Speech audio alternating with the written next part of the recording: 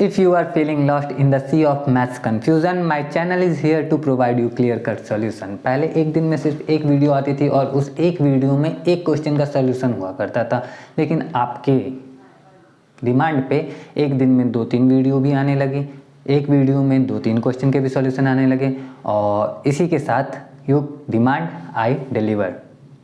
इस वीडियो में आपको TRE 2 में आए हुए TRE 2 के 1 to 5 वाला जो जनरल पेपर होता है उसमें आए हुए मैथमेटिक्स और रीजनिंग के सारे 32 क्वेश्चन के सॉल्यूशन यहीं पे मिलेंगे। सिर्फ सॉल्यूशन नहीं, अच्छे से एक्सप्लेनेशन भी मिलेगा जैसा अभी तक सारे वीडियोस में मिल रहा था, लेकिन इसमें पहली बार इतना बड़ा वीडियो बना रहा हूँ। तो बदले में मुझे क्या चाहिए? कुछ नहीं, बस एक कमेंट। लाइक नहीं करोगे तो भी मुझे चलेगा, कोई दिक्कत नहीं है। सब्सक्राइब नहीं करोगे तो भी मुझे चलेगा, कोई दिक्कत वाली बात नहीं है, लेकिन एक कमेंट तो आप कर सकते हो इतना तो। और वो भी ऐसे नहीं कि आपको कमेंट करना ही है, अगर आप नहीं भी करोगे तो भी चलेगा। लेकिन अगर सच में ये वीडियो आपके लिए हेल्पफुल हो रही है तो प्लीज़ कमेंट करके ज़रूर बताना, ताकि मुझे भी तो पता चले कि हाँ सच में हेल्पफुल, मतलब मेरा मेहनत जो है किसी के काम आ रहा है। अगर नहीं आएगा तो फिर क्या फ़ायदा इतनी मेहनत करने का। संडे है, संडे को मैं भी आराम कर सकता था, लेकिन मैं बैठ के वीडियो रिकॉर्ड कर रहा हूँ। भी इतना बड़ा वीडियो मैंने पहले कभी अपलोड नहीं किया। अपलोड करने के लिए मुझे अलग से डेटा वाला एड ऑन पैक वाला रिचार्ज भी करवाना पड़ेगा। तो करना कमेंट अगर हेल्पफुल हो आपके लिए तो जितनी बातें करनी थी बातें सारी हो गई। आप क्वेश्चन पे आते हैं और क्वेश्चन बैक टू बैक चलेंगे। आप क्या करना है, स्कोर भी मार्क करते रहना अपना, और बाद में कमेंट करके बताना कि आपने जो मार्क किया है आपका 32 में से कितना सही रहा है। और बस इतना ही। चलो क्वेश्चन शुरू करते हैं। मार्क करने से फ़ायदा ये होगा कि अगर आपका तैयारी अच्छा होगा तो हो जाएगा, और जिस भी क्वेश्चन में आपका गलती होगा उस टॉपिक को पकड़ के आप अच्छे से रिवाइज कर लेना, क्योंकि अभी 10 तारीख को मैं वीडियो रिकॉर्ड कर रहा हूँ, तो है ना कि काम आ सकता है आपके पास टाइम होगा। रिकॉर्ड तो 10 को कर रहा हूँ, अपलोड कितने को करूँगा? 11 या 12 को अपलोड कर दूँगा। तो चलो समझते हैं, क्वेश्चन की शुरुआत करते हैं। इस क्वेश्चन से 31 नंबर का क्वेश्चन है। एक पूर्णांक 3/16 और उसके व्युत्क्रम का अंतर बराबर है। ऑप्शन हमारे पास ये सारे के सारे हैं। आप पॉज करके वीडियो में अपना मार्क कर लो जो भी करना है। यहाँ पे मैं साइड हट जाता हूँ और अब मैं सॉल्यूशन बताता हूँ, इसका सॉल्यूशन कैसे होने वाला है। तो सबसे पहले व्युत्क्रम क्या होता है, तो व्युत्क्रम क्या होता है वो बता देते हैं। ऐसी दो संख्याएं जिनका गुणनफल 1 आ जाए एक दूसरे के व्युत्क्रम कहलाती हैं। एग्जाम्पल के लिए अगर मैंने लिखा 5, तो अब 5 का व्युत्क्रम अगर मुझे पता करना है तो मैं क्या करूँगा कि मान लेते हैं 5 का व्युत्क्रम x है, तो 5 का व्युत्क्रम अगर x है तो 5 और x का गुना करने पे कितना आ जाना चाहिए? हमारे पास 1 आ जाना चाहिए। तो 1 आ जाना चाहिए, तो अब कैसे x का मान निकालेंगे? तो x इधर गुना में, 5 इधर गुना में, उधर जाके भाग में हो जाएगा। तो x बराबर हमें मिलेगा 1/5, यानी कि 5 का जो व्युत्क्रम होगा वो 1/5 होगा। तो 5 गुणे 1/5 जब हम करते हैं तो 5 से 5 कट जाता है और आंसर कितना आता है? 1। इसका मतलब कि ऐसी दो संख्याएं, जो बोल रहा हूँ वही है, ऐसी दो संख्याएं जिनका एक दूसरे में गुना करने पे गुणनफल 1 आ जाए वो दोनों संख्याएं एक दूसरे के व्युत्क्रम कहलाती हैं। अगर इतने से क्लियर हो गया तो ठीक है, नहीं हुआ तो एक और तरीका सिंपल सा कि आपको कोई भी संख्या दिख रहा है, अगर 5 दिख रहा है तो 5 का जो व्युत्क्रम होगा वो 1/5 होगा। अगर 6 दिख रहा है तो 6 का व्युत्क्रम जो होगा 1/6 होगा। अगर आपको 1/7 दिख रहा है तो इसका व्युत्क्रम 7 हो जाएगा, यानी हर जो है अंश में चला जाएगा, अंश जो है हर में चला जाएगा। अगर आपको 2/3 दिख रहा है तो इसका जो व्युत्क्रम होगा वो 3/2 हो जाएगा। इससे बेटर तो नहीं बताया जा सकता व्युत्क्रम को मेरे ख्याल से। आई होप मैं अच्छे से बता पाया हूँ। तो अब हम जब व्युत्क्रम समझ गए हैं तो आते हैं इस क्वेश्चन पे कि 1 पूर्णांक 3/16 का व्युत्क्रम क्या होगा। तो 1 पूर्णांक 3/16 पहले लिखते हैं। इसको जब भिन्न में बदलते हैं तो 16 1 16 और 16 3 19, तो ये 19/16 हमारा हो जाता है। अब इसका व्युत्क्रम क्या निकलेगा? तो इसका जो व्युत्क्रम निकल के आएगा वो 16/19 हो जाएगा, क्योंकि हम जानते हैं जो न्यूमिनेटर होता है वो डिनोमिनेटर में चला जाता है, जो डिनोमिनेटर होता है वो न्यूमिनेटर में चला जाता है, अंश हर में, हर अंश में, और ये दोनों एक दूसरे के व्युत्क्रम है। अब इसका अंतर भी हमें चाहिए, तो अंतर निकालते हैं। 19/16 माइनस 16/19। अब इन दोनों का एलसीएम अगर हम लेने चले जाएंगे तो एलसीएम कितना आएगा? दोनों में कुछ भी कॉमन नहीं दिख रहा है। एलसीएम का मतलब होता है लोएस्ट कॉमन मल्टीपल, लेकिन 16 और 19 में कुछ भी कॉमन नहीं होता है, क्योंकि ये जो है ये एक अभाज्य संख्या है, तो कॉमन कुछ नहीं है, तो दोनों का मल्टीप्लाई कर देते हैं। तो 16 गुणे 19 नीचे होने वाला है, तो नीचे 16 गुणे 19 रखते हैं। ऊपर में क्या करने वाले हैं हम लोग, पता है कि क्रॉस मल्टीप्लाई करेंगे तो 19 का 19 में गुना होगा, 16 का 16 में गुना होगा, बीच में आएगा माइनस, तो 19 का स्क्वायर माइनस 16 का स्क्वायर। अब यहाँ पे या तो हम 19 का स्क्वायर करके 16 के स्क्वायर को घटा सकते हैं, या फिर थोड़ा और दिमाग लगाएंगे, ए स्क्वायर माइनस बी स्क्वायर कर देंगे। तो ए स्क्वायर माइनस बी स्क्वायर जो होता है वो ए प्लस बी इंटू ए माइनस बी होता है। और नीचे 16 गुने 19 है। इसको अभी गुना इसलिए नहीं कर रहे हैं क्योंकि अगर बाद ऊपर में कुछ ऐसा आया जो इससे कटने वाला होगा तो काट देंगे, इसलिए अभी गुना नहीं किया हमने, ठीक है। तो 19 में 16 जोड़ते हैं तो हो जाता है हमारा 19 16 9 6 15 के 5 हासिल 1 1 1 2 1 3 35 और इधर आ गया हमारा 19 में 16 गया 3 बटा में 16 गुने 19। अब हम देख पा रहे हैं कि 3 जो है ना 16 से कटता है ना 19 से, और 35 भी है 16 19 किसी से नहीं कटता है, तो ऊपर वाले का ऊपर में गुना कर देते हैं, नीचे वाले का नीचे में गुना कर देंगे। 35 दिया तो होता है 105 और 19 गुने 16 होता है 16 9 144 के 4 हासिल 14 16 के 16 16 में 14 जोड़े तो हो गया 30, यानी कि 105 बटा 304 ये हमारा राइट आंसर होगा। अब ये राइट आंसर कौन से ऑप्शन में है, तो 105 बटा 304 इसमें है, यानी कि ऑप्शन सी हमारा राइट आंसर होगा। उम्मीद करता हूँ कि समझ में आया होगा आपको। फटाफट से दूसरे क्वेश्चन पे आते हैं। नेक्स्ट क्वेश्चन हमारा, यदि a बटा b पे पावर x-1 है और ये बराबर है b बटा a पे पावर x-3 के, तो x का मान क्या है। क्वेश्चन हमारा सामने है आपके, आप वीडियो को पॉज करके अपना आंसर मार्क कर लेना, मैं तब तक सॉल्यूशन बता देता हूँ, ऑप्शन बता देता हूँ। 1 2 7 बटा 2 MTO और NOT। MTO NOT क्या है आप अच्छे से जानते हो ये बात। चलो क्वेश्चन के सॉल्यूशन पे आते हैं। तो यहाँ पे लिखा हुआ a बटा b पे पावर x-1 और वहीं दूसरी तरफ लिखा हुआ b बटा a पे पावर x-3। हम लोग एक चीज़ अच्छे से जानते हैं कि 6 पे पावर अगर a पे पावर अगर 2 है तो 1 बटा a पे पावर -2 हो जाता है। और अगर मान लो कि यहाँ पे मैंने लिखा 1 बटा 4 पे पावर -3, ठीक है, तो इसका आंसर आपसे पूछ दिया गया तो आपको नहीं पता है, तो आप समझ लो ये माइनस में अगर पावर है ना तो ये ऊपर जाके क्या हो जाएगा 4 पे पावर 3 हो जाएगा। तो अब तो इसका आंसर आपको पता है, ठीक है। तो इस तरह से हम करते हैं। और अगर यहाँ पे क्या हो गया है कि जैसे मान लो 2 बटा 3 पे पावर हमारा -4 लिखा हुआ है, 2 बटा 3 पे पावर -4 लिखा हुआ है, तो हम जानते हैं कि 2 पे पावर भी -4 है और 1 बटा 3 पे पावर भी -4 है। तो 3 ऊपर चला जाएगा 2 नीचे चला जाएगा, तो ये माइनस वाला जो पावर है ये 3 बटा 2 पे पावर 4 हो जाएगा, ठीक। तो ये वाला चीज़ समझ गए, तो उसी कॉन्सेप्ट में ये वाला भी हमारा आगे सॉल्व होने वाला है। इधर a बटा b लिखा हुआ, इधर b बटा a लिखा हुआ है, तो अगर हम a बटा b बराबर लिखते हैं फिर से x-1, तो इधर बराबर अगर b को नीचे और a को ऊपर कर दें तो ये जो पूरा पावर है ये माइनस में हो जाएगा।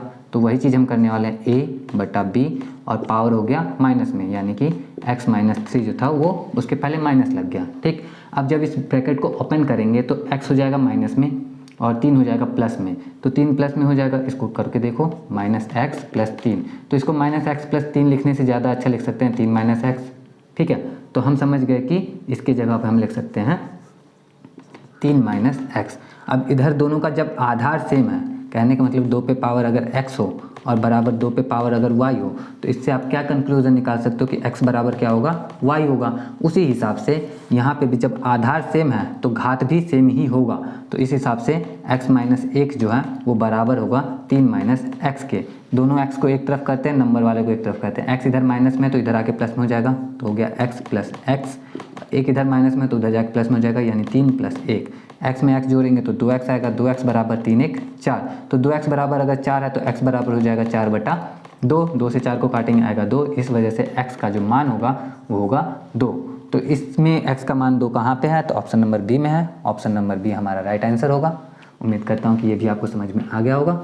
आते हैं नेक्स्ट क्वेश्चन। मैं साइड में होकर क्वेश्चन रीड करता हूँ, आप वीडियो को पॉज करके अपना स्कोर मार्क कर लेना।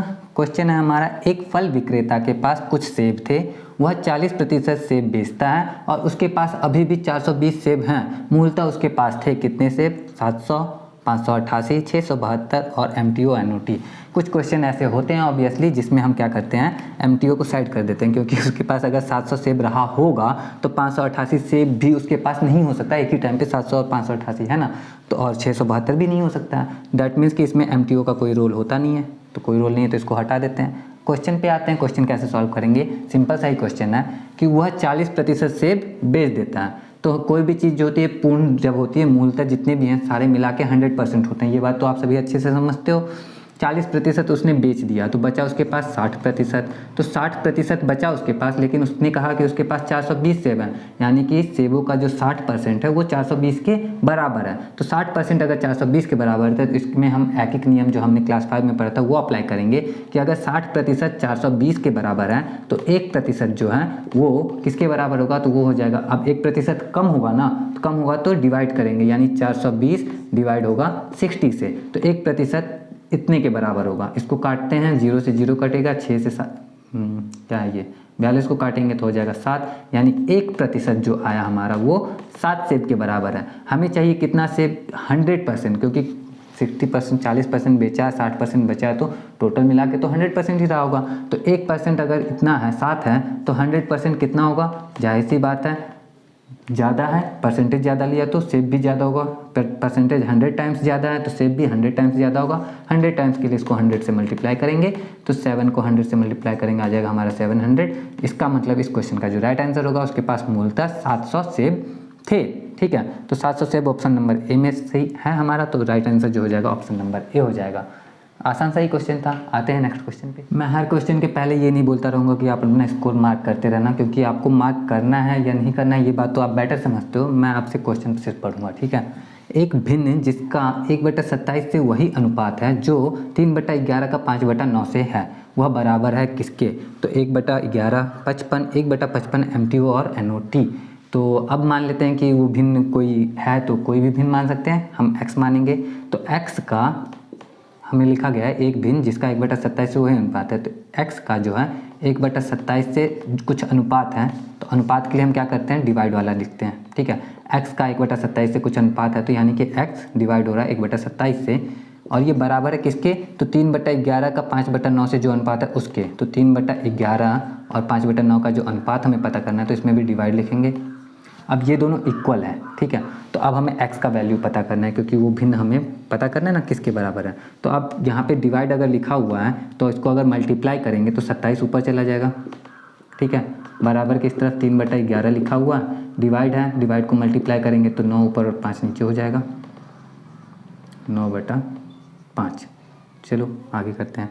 तो इधर जो x मल्टीप्लाई में 27 लिखा हुआ है, पूरा लिख लेते हैं। 27x बराबर है ऊपर 27 नीचे 55, 9 या 27 और 5 11 5 55।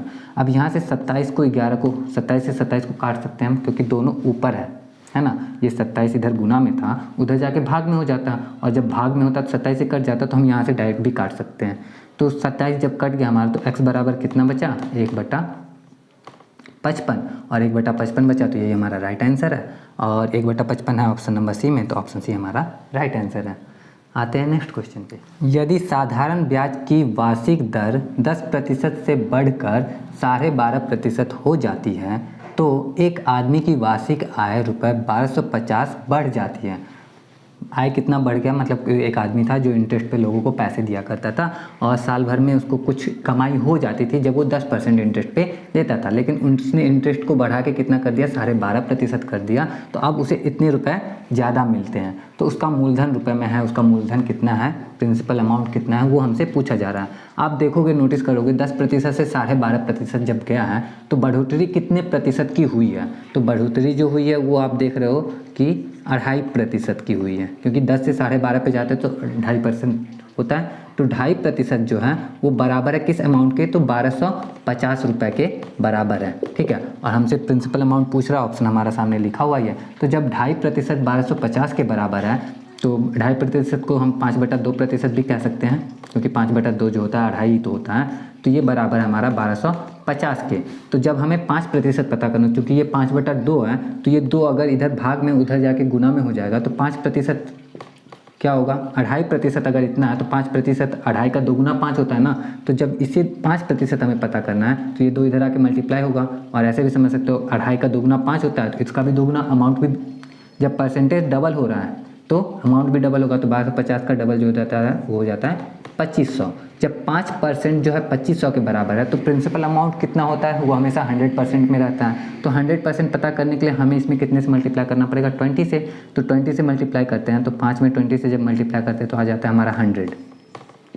तो 100% के लिए हमें इसमें भी 20 से मल्टीप्लाई करना पड़ेगा, क्योंकि इधर 20 से मल्टीप्लाई किया तो इधर भी 20 से ही मल्टीप्लाई करेंगे।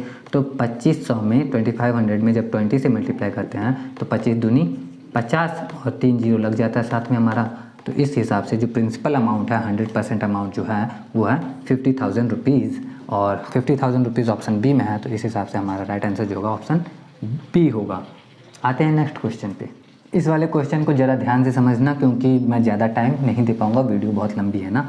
तो एक वृत्त की परिधि एक वर्ग की परिधि के बराबर है तो उनके क्षेत्रफलों का अनुपात होगा ऑप्शन 4:1, 11:7, 14:11 MTO और NOT। तो वृत्त की परिधि, जैसे ये वृत्त है तो परिधि किसको कहते हैं हम लोग, तो परिधि कहते हैं सर्क्यूम्फ्रेंस को कहते हैं। तो ये जो परिधि है, किनारे की लंबाई को परिधि कहते हैं, ऐसे आप समझ लो। वृत्त की जो परिधि होती है वो होती है 2πr। अब आते हैं वर्ग की परिधि पे। तो वर्ग जो होता है ना, वर्ग की परिधि को परिधि कहा नहीं जाता, यूजुअली कहा जाता है परिमाप, और इसका जो परिमाप होता है वो होता है 4 गुने भुजा। तो ये जो r है वो वृत्त की त्रिज्या है, और ये जो भुजा है उसको हम a मान लेते हैं। मान लो इस वर्ग का जो भुजा वो a है, ठीक है। तो 2πr 4a के बराबर है, तो पहले ये लिख लेते हैं 2πr बराबर 4a, जहाँ पे a क्या है, वर्ग की भुजा है, r क्या है, वृत्त का वो है त्रिज्या है, रेडियस है। तो 2 से 4 कटा हमारा तो बचा 2। a का मान जो है r के पदों में ऐसे आएगा, a 2 का a में गुना हो रहा है ना, तो इधर आके भाग में हो जाएगा। तो πr/2 बराबर है a के, यानी वर्ग की जो भुजा है वो वृत्त के क्या है भाई, वृत्त के त्रिज्या में पाई का गुना करने के बाद 2 से भाग देने के बराबर आ जाता है। ये हमारा रिलेशन मिल गया, मतलब वर्ग की भुजा वृत्त के ये रिलेशन आ गया हमारा, ठीक है। तो a बराबर हम अलग से इधर लिख लेते हैं πr/2। r π/2 लिखते तो हो जाता, और 4π होता तो और ही अच्छा होता, ठीक है। तो अब आते हैं हम लोग क्षेत्रफलों के अनुपात पे, कि क्षेत्रफल का अनुपात पता करना है। तो चूंकि हमने वृत्त के परिधि और वर्ग की परिधि में पहले वृत्त की परिधि को पहले रखा था, तो जब क्षेत्रफलों की बात होगी तो उसमें भी वृत्त का क्षेत्रफल पहले रखेंगे। तो वृत्त का जो क्षेत्रफल होता है, एरिया जो होता है, वो होता है πr²। तो इसमें r ही रहने देते हैं, πr²। ये वृत्त का क्षेत्रफल है हमारा, ठीक है, वृत्त का एरिया। दूसरा हमारा वर्ग का क्षेत्रफल होता है भुजा स्क्वायर। वर्ग का क्षेत्रफल क्या होता है, वर्ग का क्षेत्रफल भुजा स्क्वायर। तो लेकिन वर्ग की भुजा तो a है और a इसके बराबर है, तो इसका स्क्वायर करेंगे तो वर्ग का जो क्षेत्रफल आएगा वो आएगा π²r²/4, क्योंकि इसकी पूरी की पूरा भुजा तो इतनी आ गई है ना हमारी, इसको इसीलिए इधर मार्क करके रखा था, अलग से कोने में लिख के रखा था हमने। तो π²r²/4, ये पाई का स्क्वायर, r का भी स्क्वायर, और नीचे जो 2 है उसका भी स्क्वायर। अब वृत्त का एरिया यहाँ है, वर्ग का एरिया यहाँ है, दोनों को अनुपात पता करना है हमें। तो अनुपात के लिए इसको इससे भाग दे देते हैं, चलो भाग देते हैं। तो πr² को भाग दे रहे हैं हम π²r²/4 से। अब भाग को गुना में बदल देते हैं, तो अंश जो है हर में और हर जो है अंश में हो जाता है। तो πr²/1 गुना में 4/π²r²। r² से r² कट गया हमारा, पाई से π² था तो इसका स्क्वायर कट गया हमारा, बचा क्या हमारा 4/π। 4/π की जगह 4π आ जाता तो और अच्छा हो जाता। अब पाई जो है यहाँ पे हम क्वेश्चन में ऑप्शन में देखते हैं तो पाई ऑप्शन में है नहीं। पाई की भी एक वैल्यू होती है जो होती है 22/7, यानी कि 4/22/7। तो 4/22/7 को जब हम सही से लिखते हैं तो ये हमें मिलता है 4 × 7/22, ठीक है। अब 4 और 22 में 2 कॉमन है तो 2 से काटते हैं तो 2 दूनी 4, 2 और 11 दूनी 22, ऊपर बचा हमारा 7 दूनी 14, नीचे आया हमारा 11, तो 14/11 आया। तो अनुपात जो होता है वो जो भाग में आने के बाद जो भिन्न बचता है उसी को अनुपात में लिख देते हैं, 14:11 इसका राइट आंसर होगा। तो 14:11 किस में है हमारा, ऑप्शन नंबर सी में है, तो ऑप्शन नंबर सी हमारा राइट आंसर होगा। उम्मीद करता हूँ मैं अच्छे से समझा पाया हूँ इसको। आते हैं नेक्स्ट क्वेश्चन। एक घन का आयतन घन सेमी में कितना है, ठीक है, जिसका विकर्ण जो है 4√3 सेमी है। अब इसके लिए ज़रूरी है आपको घन का विकर्ण पता होना चाहिए कितना होता है। यूजुअली सीधे मैं बताता हूँ, अगर कोई घन मान लेते हैं भुजा, माना घन की भुजा जो है वो a है, तो घन की भुजा अगर a है तो घन का जो विकर्ण होता है वो होता है हमारा √a² + a²। ये 3 बार a² क्यों लिखा, मैं डायरेक्ट भी तो लिख सकता था कि a√3 होता है। घन का विकर्ण क्या होता है, अगर घन की भुजा a है तो घन का विकर्ण a√3 होता है, लेकिन ये इसलिए लिखा क्योंकि आपको याद दिलाना चाहूँगा। अब लंबी वीडियो, इसका मतलब ये नहीं कि बिना कॉन्सेप्ट क्लियर किए ही सॉल्यूशन कर देते हैं हम लोग। तो ये वर्ग है और वर्ग का विकर्ण निकालते, जैसे ये वर्ग का विकर्ण है तो वर्ग का विकर्ण हमें पता है ये 90 डिग्री का एंगल बनता है यहाँ पे। तो इस भुजा, ये लंब और ये क्या हो गया आधार। तो वर्ग के विकर्ण के लिए हमें क्या करना पड़ता है, निकालने के लिए रूट में लंब का स्क्वायर प्लस आधार का स्क्वायर करते हैं, पाइथागोरस का थ्योरम यूज़ करते हैं हम यहाँ पे। चूँकि लंब और आधार दोनों सेम ही चीज़ है, क्योंकि ये वर्ग है, जो वर्ग की भुजा ही रहेगी, तो ए स्क्वायर प्लस ए स्क्वायर आएगा और ये हो जाएगा 2a स्क्वायर रूट के अंदर में, और ये a बाहर निकलेगा तो a√2 आएगा। तो वर्ग का जो विकर्ण होता है वो होता है हमारा a√2, लेकिन जब घन के विकर्ण की बात आती है तो इसमें लंबाई, मान लो ये लंबाई चौड़ाई के साथ साथ ऊंचाई भी तो होती है। क्या होती है? घन में ऊंचाई भी होती है। तो जस्ट बिकॉज इसमें ऊंचाई भी होती है तो ऊंचाई का एक और पार्ट ऐड हो जाता है और वो भी a ही रहता है। तो इसी वजह से इसमें लंब स्क्वायर प्लस आधार स्क्वायर प्लस ऊंचाई का स्क्वायर जो भी है, ठीक है, तो ये भी ऐड हो जाता है। और चूंकि ये घन है, घन की लंबाई चौड़ाई ऊंचाई तीनों बराबर होती है, तो ए स्क्वायर प्लस ए स्क्वायर प्लस ए स्क्वायर 3 बार आता है और ये रूट के अंदर में रहता है विकर्ण के लिए। तो इस केस में क्या हो जाता है कि ए स्क्वायर को 3 बार ऐड करते हैं तो 3a स्क्वायर आता है रूट के अंदर, और चूंकि रूट में से a स्क्वायर तो बाहर आ सकता है, क्योंकि ये स्क्वायर में है तो रूट से तो बाहर आ सकता है, तो a, और लेकिन 3 स्क्वायर में नहीं है तो ये रूट के अंदर ही रह जाता है और a√3 आता है। तो हम समझ गए घन का विकर्ण क्या होता है, a√3 होता है। तो जब घन का विकर्ण, एक घन जिसकी भुजा a है उसका विकर्ण a√3 होगा, और यहाँ पे हमने इसी घन की जो भुजा है वो a माना है, तो इसी घन का विकर्ण a√3 होगा। लेकिन क्वेश्चन में दिया है इसका विकर्ण 4√3 है, तो a√3 जो है वो बराबर हो जाएगा 4√3 के। √3 से √3 कैंसिल हो जाएगा, a बराबर आ जाएगा हमारा 4। a क्या माना था हमने? भुजा माना था, और a आ गया 4। तो घन का जो आयतन होता है वो होता है भुजा का क्यूब, भुजा का क्यूब। भुजा तो हमारा 4 है, यानी 4 का क्यूब घन का आयतन हो जाएगा। 4 का क्यूब यानी 4 चौके 16, 4 का क्यूब मतलब 4 गुने 4 गुने 4, 4 चौके 16, 16 चौके 64, यानी हमारा राइट आंसर जो होगा वो होगा 64। और ये राइट आंसर मतलब इसमें सेमी नहीं लिखा हुआ, घन सेमी नहीं लिखा हुआ, वो पहले से यहाँ पे लिख दिया गया ब्रैकेट में करके घन सेमी में। तो 64 हमारा राइट आंसर है, 64 ऑप्शन नंबर बी में है, तो ऑप्शन बी हमारा सही जवाब होगा। आगे बढ़ते हैं। X cube plus 1 minus x minus 1 के गुणनखंडों में से एक है। ऑप्शन हमारे x square plus 1, x square minus 1, x minus 1। अगर ये इसके गुणनखंडों में से एक अगर होगा ना, इनमें से कोई भी, पहले तो इसका गुणनखंड निकालने का अलग अलग तरीका होता है। पहले इसको हम सिंपल भी लिख सकते हैं इस तरह से, एक्स क्यूब प्लस 1 माइनस में आप कोष्टक जब ओपन होगा तो अंदर वाले चीज़ सबका साइन बदल जाएंगे, तो एक्स माइनस में हो जाएगा और -1 है तो वो +1 हो जाएगा। इसको अच्छे से लिखेंगे तो वही ये आएगा हमारा x cube minus x plus 2।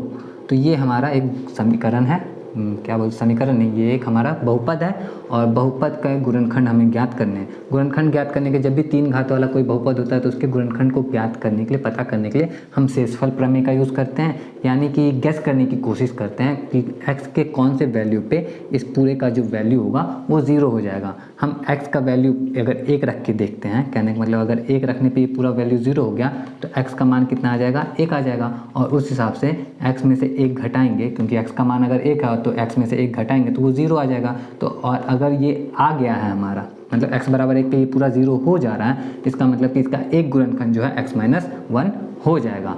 तो यहाँ पे हमारे पास कुछ ऑप्शन है। पहला ये x माइनस 1 अगर इसका गुणनखंड होगा, अगर x माइनस 1 इसको हम ऑप्शन से कर रहे हैं, पहले ही बता देता हूँ। तो x माइनस 1 अगर इसका एक गुणनखंड है, ठीक, तो x बराबर 1 रखने पे इसका वैल्यू क्या हो जाएगा, 0 हो जाएगा। इस बहुपद में x का मान अगर 1 रखेंगे तो ये पूरा जो है बहुपद हमारा वो शून्य के समतुल्य आ जाएगा। तो रख के देखते हैं, 1 का क्यूब माइनस 1 प्लस 2, 1 का क्यूब 1 होता है, 1 में से 1 घटाते हैं प्लस 2 लिखते हैं, तो 1 में से 1 घटाते हैं 0, 0 प्लस 2 बराबर 2। 0 नहीं आया, 0 नहीं आया यानी कि x जो है 1 के बराबर नहीं है, यानी कि x माइनस 1 जो है इसका एक गुणनखंड नहीं है, तो ये हमारा गलत जवाब है, इसको हम नहीं टिक करेंगे। आगे इन दोनों ऑप्शंस को भी चेक कर लेते हैं। हमारे पास लिखा हुआ है कि एक्स स्क्वायर माइनस 1 जो है वो इसका एक गुणनखंड है, तो अगर एक्स स्क्वायर माइनस 1 इसका एक गुणनखंड है तो एक्स स्क्वायर की जगह पे 1 रखने पे ये इसको संतुष्ट कर देगा, इस समीकरण को क्या करेगा, 0 लेके आ जाएगा। अब एक्स स्क्वायर बराबर 1 रख के देख रहे हैं तो एक्स बराबर कितना रख सकते हैं, तो एक्स बराबर हम या तो 1 रख सकते हैं या फिर -1 रख सकते हैं। तो चलो 1 और -1 दोनों रख के हम देख लेते हैं बारी बारी से। तो अगर 1 रख के हमने अभी चेक किया था, 1 रखने पे 0 आया नहीं था, -1 रख के भी एक बार देख लेते हैं। तो -1 रखने पे -1 का आया क्यूब प्लस 1, और फिर से यहाँ पे -1 रखेंगे तो -1 प्लस 1, ठीक है। तो 1 का -1 का क्यूब -1 प्लस ये 1 तो गड़बड़ कर दिया मैंने, चलो कोई बात नहीं। माइनस माइनस प्लस और प्लस 1, तो ये माइनस वाला 1 प्लस 1 से कट गया और 1 1 मिलके हो गया 2। इसका मतलब कि -1 रखने पे भी ये समीकरण का जो वैल्यू है वो 0 नहीं आया है, और जब 0 नहीं आया इसका मतलब कि ये जो x² - 1 है ये भी इसका एक गुणनखंड नहीं है। आगे बढ़ते हैं हम लोग, और गड़बड़ ये किया था मैंने कि इसको सही से लिखा था, सही से लिखने के बाद फिर उसको मिटा दिया मैंने, तो कर देते हैं इसको फिर से, कोई बड़ी बात नहीं है, वैल्यू तो उतना ही रहेगा ना, चेंज थोड़ी हो जाएगा। आगे आते हैं, थर्ड वाले को भी चेक कर लेते हैं। x² + 1 यानी x² की जगह पे यहाँ पे लिखा हुआ x² + 1 जो है इसका एक गुणनखंड है। तो अगर x² + 1 इसका एक गुणनखंड होगा तो x² की जगह पे -1 रखने पे कितना आ जाएगा, x² की जगह पे -1 रखने पे ये समीकरण क्या हो जाएगा, शून्य हो जाएगा। अब x² की जगह पे -1 रखेंगे तो x की जगह पे क्या रख सकते हैं, तो रूट में -1 आएगा। रूट में -1 को हम लोग क्या बोलते हैं, आई बोलते हैं। याद है, आई वाला आपने पढ़ा है तो ठीक है, नहीं पढ़ा है तो समझ लो कि रूट में -1 को आई बोलते हैं। ठीक, अब x का जगह पे हम क्या रख सकते हैं, आई रख सकते हैं, तो x की जगह आई रखो, ये हो जाएगा i³ माइनस में i प्लस में 2, तो i³। अब चूँकि i जब हमने रूट में -1 को i रखा तो उस हिसाब से i का जो स्क्वायर होगा वो तो -1 के बराबर होगा, और i का जो क्यूब होगा वो -i के बराबर हो जाएगा। तो i के क्यूब को हम -i लिख सकते हैं, और -i फिर यहाँ पे भी है प्लस में 2। अब -i में -i हमारा हो गया -2i और प्लस में 2। अब ये i जो है, i क्या वो करता है, साबित करता है कि ये एक इमेजिनरी नंबर हो गया। ठीक है, और ये जो है इमेजिनरी नंबर हो भी गया तो भी हम देख रहे हैं कि शून्य तो नहीं आया। जब शून्य नहीं आया है इसका मतलब ये भी इसका गुणनखंड नहीं है। तो जब 3 जो ऑप्शन है वो हमारे इसके गुणनखंड नहीं है तो MTO भी राइट आंसर हो ही नहीं सकता, क्योंकि वो तो 1 से अधिक के लिए है और यहाँ तो 1 भी नहीं आया। तो इस क्वेश्चन का जो राइट आंसर होगा वो होगा none of this, option number E। ठीक है, आते हैं नेक्स्ट क्वेश्चन की तरफ। बीच बीच में कुछ आसान क्वेश्चन भी आ जाते हैं। अब देखो, आसान क्वेश्चन आप एग्ज़ाम में बैठ रहे हो तो आपके माइंड में होगा पता नहीं कैसा क्वेश्चन आएगा कैसा नहीं आएगा, तो आप क्या चाहते हो, आपके लिए इजी क्वेश्चन आए या टफ क्वेश्चन आए। तो मेरे हिसाब से देखा जाए तो इजी क्वेश्चन का सोल्यूशन तो सभी को आता है, इजी क्वेश्चन तो सभी कर सकते हैं, और उसमें अगर आपके थोड़ी सी भी गलती हुई तो आप हज़ारों लोगों के पीछे जा सकते हो। तो ऐसे में टफ क्वेश्चन, अगर आपकी तैयारी अच्छी है तो आप तो विश करो कि आपके लिए टफ क्वेश्चन ही आए, क्योंकि टफ क्वेश्चन सब लोग सॉल्व करेंगे नहीं, और आपका क्या होगा, एडवांटेज आपके ज़्यादा होंगे, प्रोबेबिलिटी आपकी ज़्यादा बढ़ जाएगी पास होने की। बाकी ये सब अपने चाहने से होता क्या है, क्वेश्चन जो आएगा हमें फेस करना पड़ेगा। हमारे सामने एक क्वेश्चन है, समीकरण x² - 4 = 0 का एक 0 का मूल है, एक मूल नहीं लिखा है, मूल है।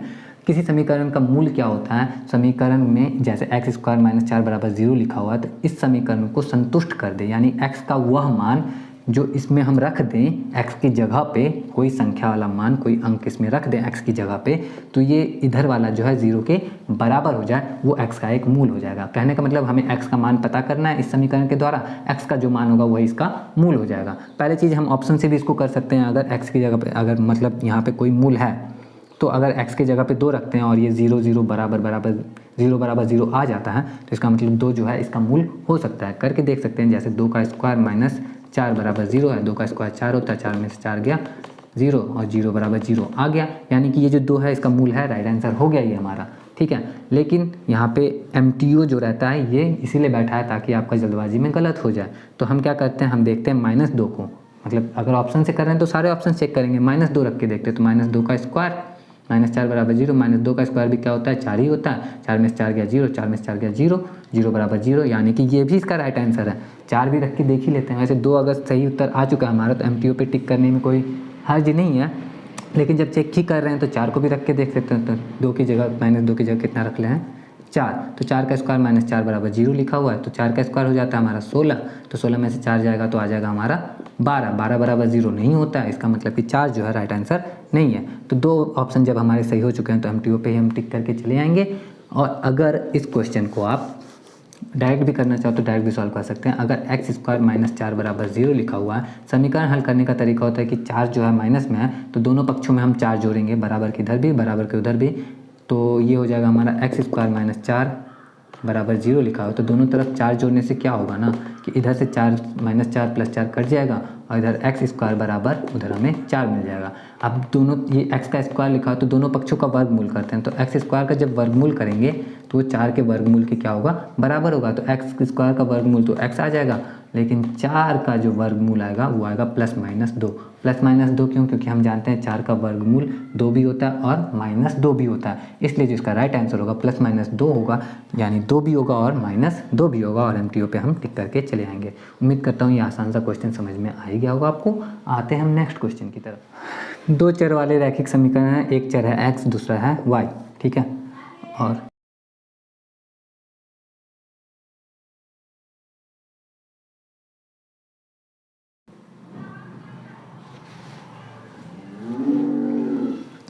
तीन एक्स प्लस वाई बराबर, यदि 3x + y = 5 है और x - y = 3 है तो हमें x और y का मान पता करना है। इस क्वेश्चन की खास बात यह है कि अगर आपको इसको सॉल्व करने नहीं आता है तो ऑप्शन में से वैल्यू रखो और आपको राइट आंसर मिल सकता है। मैं दोनों तरीके से करके बता देता हूँ कैसे करते हैं। सबसे पहले जैसे यहाँ x - y = 3 लिखा हुआ है, x - y = 3, तो x का वैल्यू 2 और y का वैल्यू -1 रख के देखते हैं, तो 2 - -1, यहाँ पे y का वैल्यू -1 है तो, और यहाँ माइनस पहले से था इस वजह से, तो हम देखते हैं 2 माइनस प्लस हो जाता है, 1 = 3, यानी कि ये हमारा सही होने का चांस है। लेकिन हम अच्छे से सबको चेक कर लेंगे क्योंकि MTO हमारा गलत करवाने के लिए तो बैठा रहता है ना, तो MTO के लिए भी चेक कर लेते हैं। अब यहाँ पे फिर से इसमें x की जगह -2 रख के देखते हैं और y की जगह -1 रख के देखते हैं, तो माइनस फिर से -1 बराबर 3 आना चाहिए हमारा। -2 माइनस प्लस 1, -2 में 1 जोड़ते हैं तो आता है -1 जो कि 3 के बराबर नहीं है, यानी कि ये हमारा गलत जवाब है। इसको भी चेक कर लेते हैं।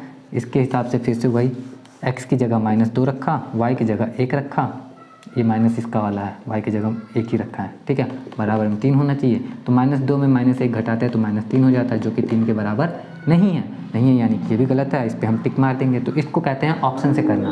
लेकिन अगर आपको ऑप्शन से नहीं करना है, क्योंकि ऑप्शन से करने में हमारे एक ही बार में आंसर तो मिल ही गया था ना, अगर ये दोनों ऑप्शन नहीं होते तो चेक करने की भी ज़रूरत नहीं होती, लेकिन चेक कर लिया क्योंकि ये भी आंसर थे, ऑप्शन में था। डायरेक्ट कैसे सॉल्व करते हैं इसको, इस तरह से देख लो, 3x + y = 5 है, ठीक है, और नीचे लिखा हुआ है x - y = 3। तो अब कुछ नहीं, यहाँ पे ये ऐसे हम कोशिश करते हैं कि इसमें से इसको घटाने या इसमें से इसको एक समीकरण में से दूसरे समीकरण को या तो जोड़ने पे या तो घटाने पे, दोनों में से कोई एक करने पे या तो x वाला हमारा गायब हो जाए या y वाला हमारा गायब हो जाए। हम देख रहे हैं कि इसमें प्लस में y है, इसमें माइनस में y है, तो अगर हम इन दोनों को जोड़ेंगे तो +y और -y आपस में कैंसिल हो जाएगा और हमारा काम हो जाएगा। तो अब दोनों को जोड़ते हैं हम दोनों समीकरण को, तो 3x में x जोड़ रहा है तो 4x हो जाएगा और y में -y जोड़ रहे हैं तो कुछ नहीं बराबर, क्योंकि कट जाएगा दोनों, बचेगा हमारा 5 और 3 जोड़ेंगे तो 8 आएगा। तो 4x = 8 आ गया, तो x बराबर हमारा 2 आ जाएगा। तो x = 2 हमारा किस में है, तो x = 2 हमारा सिर्फ ऑप्शन नंबर ए में है। लेकिन चेक करने के लिए अच्छे से हम x = 2 आ गया तो y का वैल्यू भी पता करेंगे, तो x - y = 3 लिखा हुआ है, x की जगह हमने 2 रख दिया, तो 2 - y = 3 लिखा हुआ है ना, बराबर 3, y का वैल्यू पता करेंगे तो हमें मिलेगा 2 - 3 = y, और y बराबर आ गया हमारा 2 में से 3 गया -1, तो y बराबर -1 BC में है, तो ऑप्शन ए हमारा राइट आंसर हो जाएगा, क्योंकि x = 2 और y = -1 सिर्फ इसी में लिखा है और किसी में नहीं लिखा है, तो इस हिसाब से हमारा ऑप्शन ए राइट आंसर होगा। लेकिन अगर आपको x वाले को काटना है तो x वाले को भी काटने के लिए कर सकते हैं, लेकिन 2 तरीके से बता ही दिया है तो फिर आगे बताने की ज़रूरत नहीं, क्योंकि वीडियो ऑलरेडी लंबी हो रही है। तो आते हैं नेक्स्ट क्वेश्चन की तरफ। इस वाले क्वेश्चन को तो 2 तरीके से पूछा जा सकता है। पहला तरीका यहीं पे निम्नलिखित में से कौन सा एक प्राकृतिक संख्या का वर्ग नहीं हो सकता है। दूसरा ये भी पूछा जा सकता है कि निम्नलिखित में से कौन सा जो है पूर्ण वर्ग संख्या नहीं है, ठीक है। तो बहुत आसान है, देख के भी आप आंसर बता सकते हो। इसके लास्ट में 7 है, मतलब पूर्ण वर्ग है ना, तो पूर्ण वर्ग कोई भी संख्या होगा तो उसके लास्ट में 7 कभी नहीं आता, तो इस पर आप टिक कर दो, यही आपका राइट आंसर होगा। अब ये बात पे मैं इस कंक्लूजन पे पहुंचा कैसे वो बता देता हूँ, क्योंकि वो ज़्यादा इंपॉर्टेंट है। तो जब आप वर्ग करते हो ना किसी संख्या का, जैसे 1 का वर्ग करते हो तो लास्ट में इसके 1 ही आता है। अब 11 का वर्ग करोगे तो भी लास्ट में 1 आएगा, 21 का करोगे तो भी 1 आएगा, 31 का करोगे, मतलब हर वो संख्या जिसके इकाई के अंक में 1 है उसका वर्ग करने के बाद उसके इकाई के अंक में 1 ही आता है। यानी कि किसी भी पूर्ण वर्ग संख्या में 1 अगर अंत में है तो वो चांसेस हैं इस बात के कि वो एक प्राकृतिक संख्या का वर्ग हो सकता है। और 1 किसके लास्ट में आता है, तो 9 का स्क्वायर करते हैं तो 81 आता है, तो इसके भी इकाई के अंक में 1 आ रहा है, तो 1 और 9 का जब वर्ग किया जाता है तो उसके इकाई के अंक में 1 आते हैं। अब बात करते हैं 2 का जब स्क्वायर करते हैं तो 4 आता है, और 2 के नीचे क्या होता है 8 का स्क्वायर करते हैं तो 64 आता है। तो 2 और 8 ऐसी संख्या हैं जिसका वर्ग करने पे इकाई के अंक में 4 आता है। फिर 3 का वर्ग करते हैं तो 9 आता है, और फिर 7 का वर्ग करते हैं तो 49 आता है। यानी कि 3 और 7 दो ऐसी संख्या हैं जिनका वर्ग करने पे इकाई के अंक में 9 आता है। फिर 4 का वर्ग करते हैं तो 16 आता है, और 6 का वर्ग करते हैं तो 36 आता है। यानी 4 और 6 ऐसी संख्या हैं जिनका वर्ग करने पे इकाई के स्थान पे 6 आता है।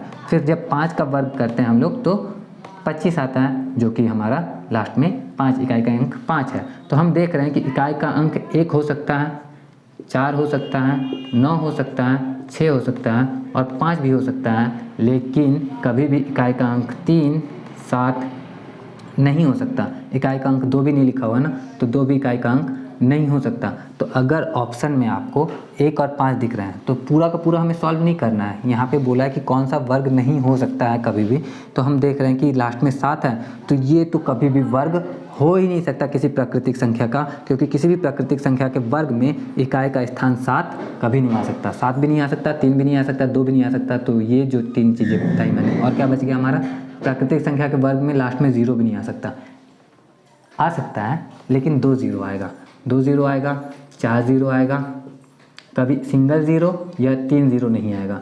तो ये जो है मेरी तरफ से बोनस समझ के रख लो, ठीक है। और उम्मीद करता हूँ कि ये भी आपको समझ में आ गया होगा सिंपल सा, कि प्राकृतिक संख्या का वर्ग के अंत में कभी भी 3, 7, 2, सिंगल 0, ट्रिपल 0 या फिर ऑड नंबर में 0 नहीं हो सकता, ठीक है। आते हैं नेक्स्ट क्वेश्चन की तरफ। यदि 1.5x बराबर है 0.04y के, तो y माइनस एक्स बटा वाई प्लस एक्स का मान होगा, क्या होगा। ऑप्शन हमारे 730/77, 73/77, 71/77 MTO NOT। चलो सॉल्व करते हैं। यहाँ पे देखो 1.5 x बराबर है 0.04y के, तो यहाँ से दो चीज़ कर सकते हैं, या तो हम x बटा वाई का मान पता कर सकते हैं, या y बटा x का मान पता कर सकते हैं। तो चलो पता कर लेते हैं। हम अगर y को इधर करें तो x बटा वाई हो जाएगा, और 1.5 को उधर करें तो 0.04 बटा 1.5 हो जाएगा। x बटा वाई का मान हमें मिल गया।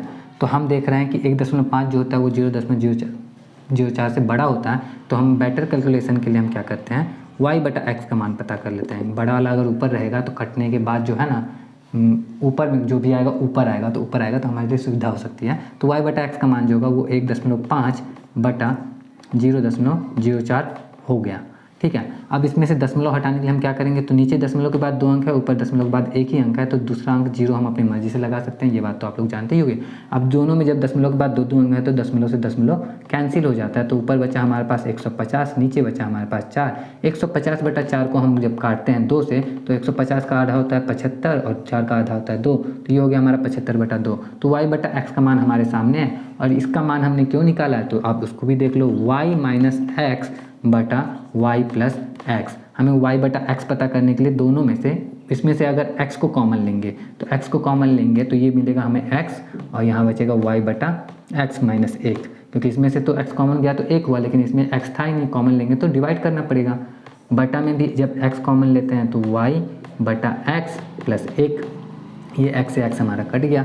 y बटा x का वैल्यू हमारे पास यहाँ पे है 75 बटा 2 माइनस 1 बटा में 75 बटा 2 प्लस 1। इसको सॉल्व करेंगे हमारा आंसर आ जाएगा। तो चलो सॉल्व करने के लिए हम यहाँ पे मिटा के इसको अच्छे से सॉल्व करते हैं। तो 75 माइनस 2 बटा 2 बटा में 75 प्लस 2 बटा 2। अब बटा 2 दोनों में है तो दोनों में से आपस में कैंसिल हो जाएगा, बचेगा 75 में से 2 गया 73, और 75 में 2 जुड़ा तो 77, तो 73 बटा 77 हमारा राइट आंसर होना चाहिए। और राइट आंसर 73 बटा 77 है ऑप्शन नंबर बी में, तो ऑप्शन नंबर बी हमारा राइट आंसर होगा। उम्मीद कर रहा हूँ कि मैं बहुत ज़्यादा तेज़ नहीं बोल रहा हूँ, अगर तेज़ आपको लग रहा है तो आप वीडियो को स्लो करके भी तो देख ही सकते हो। बाकी उम्मीद करता हूँ कि समझ में आया हो। आते हैं नेक्स्ट क्वेश्चन की तरफ। अगला सवाल हमारा ये डरावना सा क्वेश्चन है, ये बराबर है किसके, यहाँ 0.06, 0.6 और 6 और MTO NOT। इसको सॉल्व करना है, चलो सॉल्व करते हैं हम लोग, 2 मिनट में सॉल्व हो जाएगा ये। तो 0.204 गुणे 42 बटा में 0.07 गुणे 3.4। सबसे पहला चीज़ क्या होता है, दशमलव वाला आपको जब भी मिले तो सबसे पहले आप कोशिश करो दशमलव को हटाने की। दशमलव हटाने के लिए हम क्या करते हैं, अगर सिर्फ एक जगह पे दशमलव, हमें ऊपर में दशमलव मिल रहा है, जैसे मान लो 2.5 है हमें, तो दशमलव के बाद एक अंक है ना, तो इस दशमलव को उड़ा के हम नीचे एक लिख के एक जीरो लगा देते हैं, तो ये हो जाता है हमारा 25/10, ठीक है। लेकिन अगर दशमलव के बाद आपको 2 अंक मिल गया तो दशमलव उड़ाएंगे जब, तो नीचे 2 जीरो लगाएंगे एक के बाद, तो इस तरह से हो जाएगा ये हमारा 363/100, ठीक। लेकिन अगर आपको ऊपर भी दशमलव मिले जैसे 2.5 और नीचे भी दशमलव मिले जैसे 3.63, ठीक है, तो ऊपर नीचे दोनों दशमलव, तो नीचे दशमलव के बाद 2 अंक है, ऊपर दशमलव के बाद सिर्फ एक ही अंक है, तो एक अंक इसमें आप ऐड कर सकते हैं अपनी मर्जी से 0, तो नीचे भी दशमलव के बाद 2 अंक, ऊपर भी दशमलव के बाद 2 अंक, तो दोनों से सीधे हम डायरेक्ट दशमलव को हटा सकते हैं और ये हो जाएगा हमारा 250/363। सेम हम यहाँ भी करने वाले हैं, ये रूल को अप्लाई करेंगे और हमारा काम इजीली हो जाएगा। तो दशमलव हटाने के लिए हम करेंगे, पहले दशमलव के बाद अंकों को गिनेंगे, दशमलव के बाद 1, 2 और 3 अंक है, नीचे दशमलव के बाद कितने अंक हैं, तो 1, 2 इसमें और तीसरा इसमें, गुना में है तो तीसरा इसमें भी काउंट कर सकते हैं। तो दोनों में दशमलव के बाद 3-3 अंक ही हैं, तो समझ लो दशमलव हमारा छूमंतर हो गया। अब बचा हमारे पास ऊपर 204 × 42, नीचे 7 × 34, तो अब 204 × 42 और 7 × 34 जो है इसको काटते हैं, तो 7 से 42 को हम काट सकते हैं 6 बार में, क्योंकि 7 के पारा में 6 बार में 42, 7 छक 42 होता है। 204 और 34 को काटने की बात है तो हमें 34 का पहाड़ा आता नहीं है, तो 2 से हम काट सकते हैं दोनों को, तो 204 का आधा हो जाएगा हमारा 102 और 34 का आधा हो जाएगा 17। 17 के पहाड़ा में 102 आता है, 17 छका 102, तो इसको 6 बार में काट दिया हमने। हमारे पास जो बचा हुआ है ऊपर में रूट के अंदर 6 × 6, हमें मालूम है कि रूट के अंदर 6 × 6 है, तो इसका जो राइट आंसर होगा, एक 6 बाहर निकल जाएगा ना, क्योंकि रूट 6 × 6 36 और रूट में 36 यानी 36 का वर्गमूल निकालेंगे, स्क्वायर रूट करेंगे तो 6 ही आ जाएगा। अब अगर इसमें ऑप्शन में -6 और +6 दोनों होता तो MTO आंसर होता, लेकिन इसमें -6 +6 जैसा कुछ है नहीं, इसमें दशमलव में दिया हुआ और ये दशमलव में नहीं है, यही हमारा राइट आंसर है। तो इस क्वेश्चन का जो राइट आंसर होगा वो होगा ऑप्शन नंबर C। अब आते हैं हम नेक्स्ट क्वेश्चन की तरफ।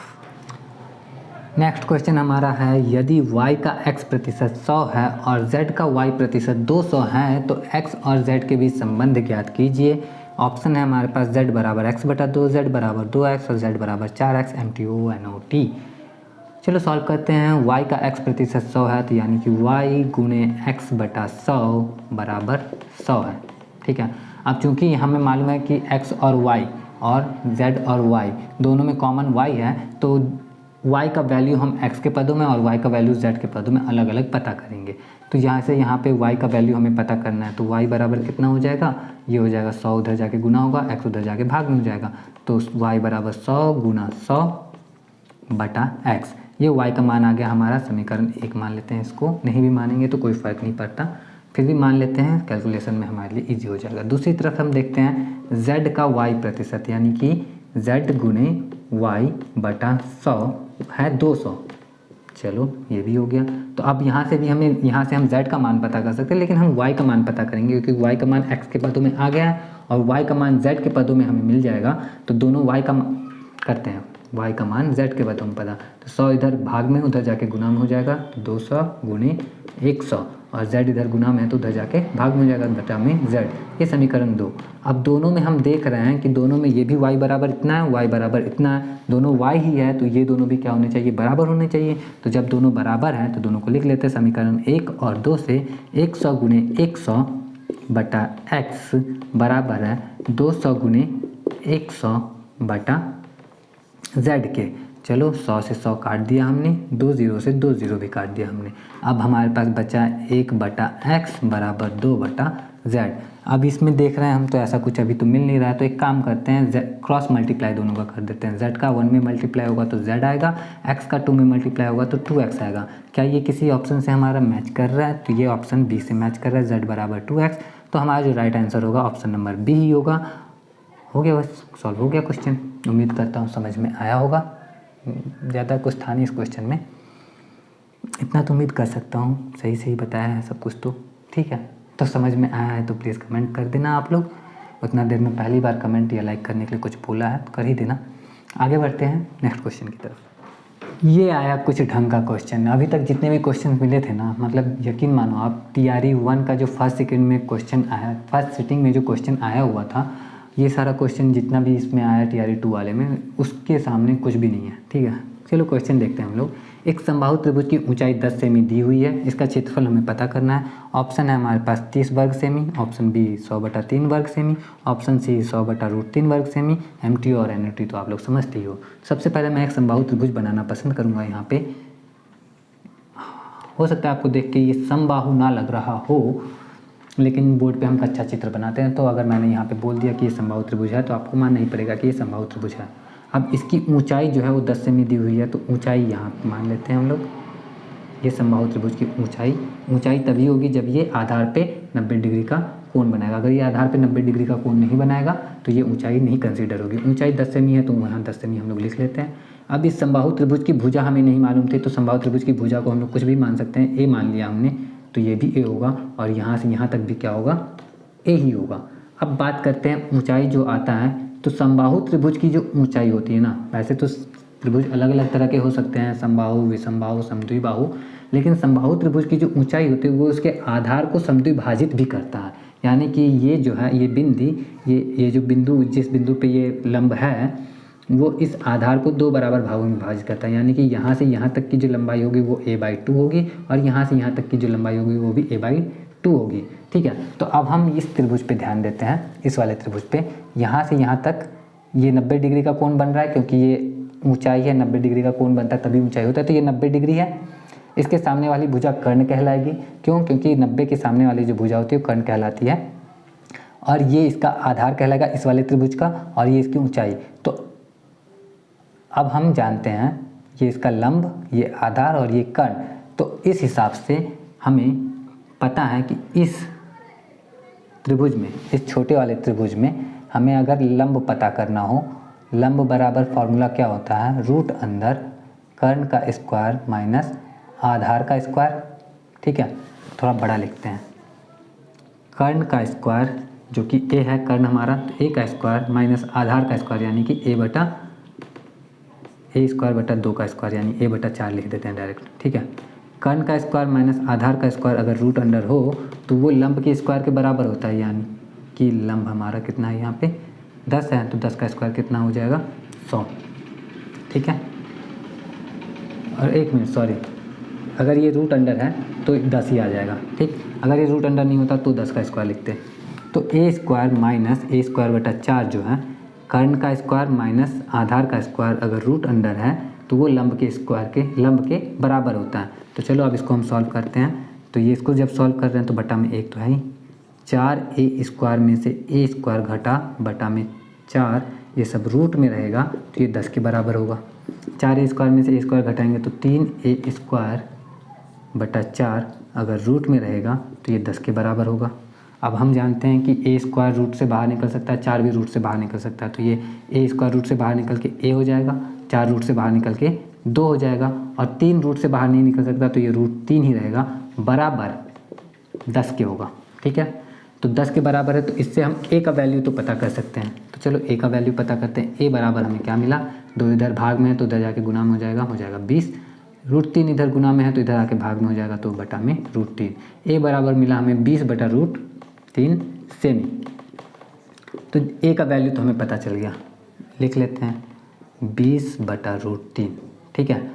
अब हम जानते हैं किसी भी त्रिभुज का यहाँ से यहाँ तक भी a ही है, तो ये भी कितना हो जाएगा 20/√3। तो त्रिभुज का क्षेत्रफल क्या होता है, एरिया ऑफ ट्रायंगल, है ना, इज़ 1/2 बेस इंटू हाइट, 1/2 गुने आधार गुने ऊंचाई। तो 1/2 लिखते हैं। आधार कितना है, तो ये बड़े वाले त्रिभुज का ही क्षेत्रफल, आधार कितना है इसका 20/√3, और ऊंचाई कितना है, तो ऊंचाई हमारा 10 है तो 10 लिखते हैं। 2 से 20 को काटेंगे तो 10 बार में कट जाएगा, बचा हमारा कितना 10 गुने 10 100 बटा में √3, और चूँकि ये क्षेत्रफल है तो वर्ग सेमी, तो 100/√3 वर्ग सेमी कौन सा ऑप्शन है हमारा, तो 100/√3 वर्ग सेमी ऑप्शन नंबर सी है। तो ऑप्शन नंबर सी हमारा राइट आंसर होगा। उम्मीद करता हूँ कि ये भी आपको अच्छे से समझ में आया होगा। अब आते हैं नेक्स्ट क्वेश्चन की तरफ। निम्नलिखित में से एक पद है, इससे आसान क्वेश्चन भी कुछ होता है क्या, जिसमें कोई एक ही पद है, उससे ज़्यादा कुछ है नहीं, वही आंसर होगा। इसमें देख रहे हैं A, 6, C, प्लस बीच में लिखा हुआ है, प्लस माइनस बीच में दिख जाए समझ लो कि वो एक से अधिक पद है। इसमें भी प्लस है, यानी कि ए और 6 अलग अलग 2 पद हैं इसमें। इसमें प्लस माइनस कुछ नहीं है, गुना है सिर्फ, तो ये एक पद है। ऑप्शन ए हमारा राइट आंसर होगा। अब ध्यान देने वाली बात ये है यहाँ पे कि जो ये नहीं कि आप प्लस देख के टिक कर दो कि भाई, जैसे कहने का मतलब यहाँ पे जैसे मान लो 4x² लिखा हुआ था और नीचे a+6 लिखा हुआ था और a+6 की जगह a+2a दिया हुआ है, ठीक। तो इसको 2 पद में नहीं गिनेंगे, क्योंकि हम जानते हैं a और 2a मिलके 3a हो जाता है, तो ये भी एक पद में ही गिना जाएगा और इसका आंसर तब MTO यानी मोर देन 1 हो जाता, ठीक है। तो जैसे a और 6 को तो जोड़ नहीं सकते हम लोग, a में 6 को ऐड नहीं कर सकते ना, इसका मतलब ये 2 पद है। a में 6 को ऐड करके c को ऐड करके हम कुछ एक सटीक से कुछ नहीं लिख सकते ना, इसका मतलब ये 3 पद है, ठीक। लेकिन अगर वही आपको जैसे मान लो 4x², इसी को हम 4x² + 5x² लिख के रख दिया यहाँ पे हमने, ठीक है। तो ये एक पद होगा कि 2 पद, ऐसा नहीं कि प्लस देखा और एक पद पे टिक मार दिया कि एक पद नहीं है ये, सॉरी 2 पद नहीं है ये, एक ही पद है, क्योंकि 4x² और 5x² को जोड़ के हम लोग कितना लाते हैं 9x², ये एक ही पद माना जाएगा, ठीक है। तो उम्मीद करता हूँ 1 पद 2 पद आपको अच्छे से समझ में आया। नहीं समझ में आया तो एक और एग्जांपल समझो। जैसे मान लो यहाँ पे लिखा हुआ सिर्फ a, तो ये एक पद है। यहाँ पे लिखा हुआ 3a, तो ये भी एक पद है। यहाँ पे लिखा हुआ 3a², ये भी एक पद है। 5a² + b, दूसरा कुछ आ गया यानी कि 2 पद हो गया, a 2 पद। अब 5a² + a दिया, यहाँ पे a का स्क्वायर था और यहाँ पे a है, दोनों को जोड़ हम नहीं सकते हैं, यानी कि ये 2 पद है, ठीक है। 3b² + 4b, इन दोनों को हम जोड़ नहीं सकते हैं, तो ये 2 पद है। लेकिन वही अगर है कि 4b + 3b, तो इसको जोड़ के हम 7b लिख सकते हैं, तो ये एक पद माना जाएगा, ये एक पद माना जाएगा। तो उम्मीद करता हूँ कि आपको ये बात अच्छे से समझ में आई होगी। अब जो है मैथ्स के तो सारे क्वेश्चन के सॉल्यूशन हो चुके हैं, आते हैं रीजनिंग पे थोड़ा। वीडियो रिकॉर्ड करते करते दोपहर से रात हो गई ना, मजाक कर रहा हूँ गाइज। दरअसल इन 2 क्वेश्चंस के बीच में मैं खाना खा के बाहर घूम के और कुछ छोटे मोटे काम निपटा के वापस आ गया, मोबाइल भी चार्ज कर लिया बीच में। नेक्स्ट क्वेश्चन जो है हमारा रीजनिंग का, नीचे दिए गए शब्दों को एक सार्थक क्रम में व्यवस्थित कीजिए। अब वो शब्द हैं दंड, पुलिस, अपराध, न्याय और निर्णय, और ये यहाँ के उनके कूट दिए हुए हैं नंबर के हिसाब से 3 1 2 4 5, यानी कि 3 पहले हुआ है, 2 उसके बाद 3 1 उसके बाद फिर 2 फिर 4 फिर 5, इस तरह से। तो हम इसको ऑप्शन नहीं देखेंगे, इसको करने के लिए हम ऑप्शन नहीं देखेंगे, हम इसमें देखेंगे कि सबसे पहले कौन सी चीज़ होती है। आप इसमें से देखो, क्या सबसे पहले पुलिस आएगी? सबसे पहले पुलिस नहीं आएगी। सबसे पहले होगा कोई अपराध, सबसे पहले कहीं कोई अपराध होगा, तो ये होना चाहिए 1 नंबर पे, तो 3 को पहले लिख देते हैं। और अपराध जब होता है तब आती है पुलिस, तो उसके बाद पुलिस 2 नंबर पे लिख देते हैं, ठीक है। और जब पुलिस आ जाती है तो पुलिस आने के बाद पुलिस उसको दंड नहीं देती, निर्णय नहीं सुनाती, उसको न्याय के लिए कहीं ले जाती है, न्यायालय पे ले जाती है। पुलिस का काम दंड देने का नहीं होता, आप लोगों को पता है अच्छी तरह से। तो 4 हो गया न्याय हमारा। अब न्यायालय में दंड मिलता है पहले या फिर निर्णय होता है पहले? तो पहले निर्णय होता है कि कोई दोषी है या नहीं है, तो 5 होना चाहिए इसके बाद में। और निर्णय के बाद या तो उसे क्षमा किया जाता है या फिर बाइज्जत बरी किया जाता है या फिर दंड दिया जाता है, तो यहाँ पे दंड ही ऑप्शन है, तो ये 1 उसके बाद होना चाहिए। तो ये देखते हैं 3 2 4 5 1 कहीं है हमारा, तो देखते हैं 3 2 4 5 1 ऑप्शन नंबर सी में है और यही हमारा राइट आंसर होगा। तो बस यही है, समझाने जैसा कुछ नहीं है, आप अपने से भी कर लेते, कोई बड़ी बात नहीं है। मैं अगला क्वेश्चन दिखाता हूँ। इस क्वेश्चन को समझने के लिए आपको मेरी क्या, आपको किसी की भी कोई ज़रूरत नहीं, आप देख के भी खुद भी इसका आंसर बता सकते हो।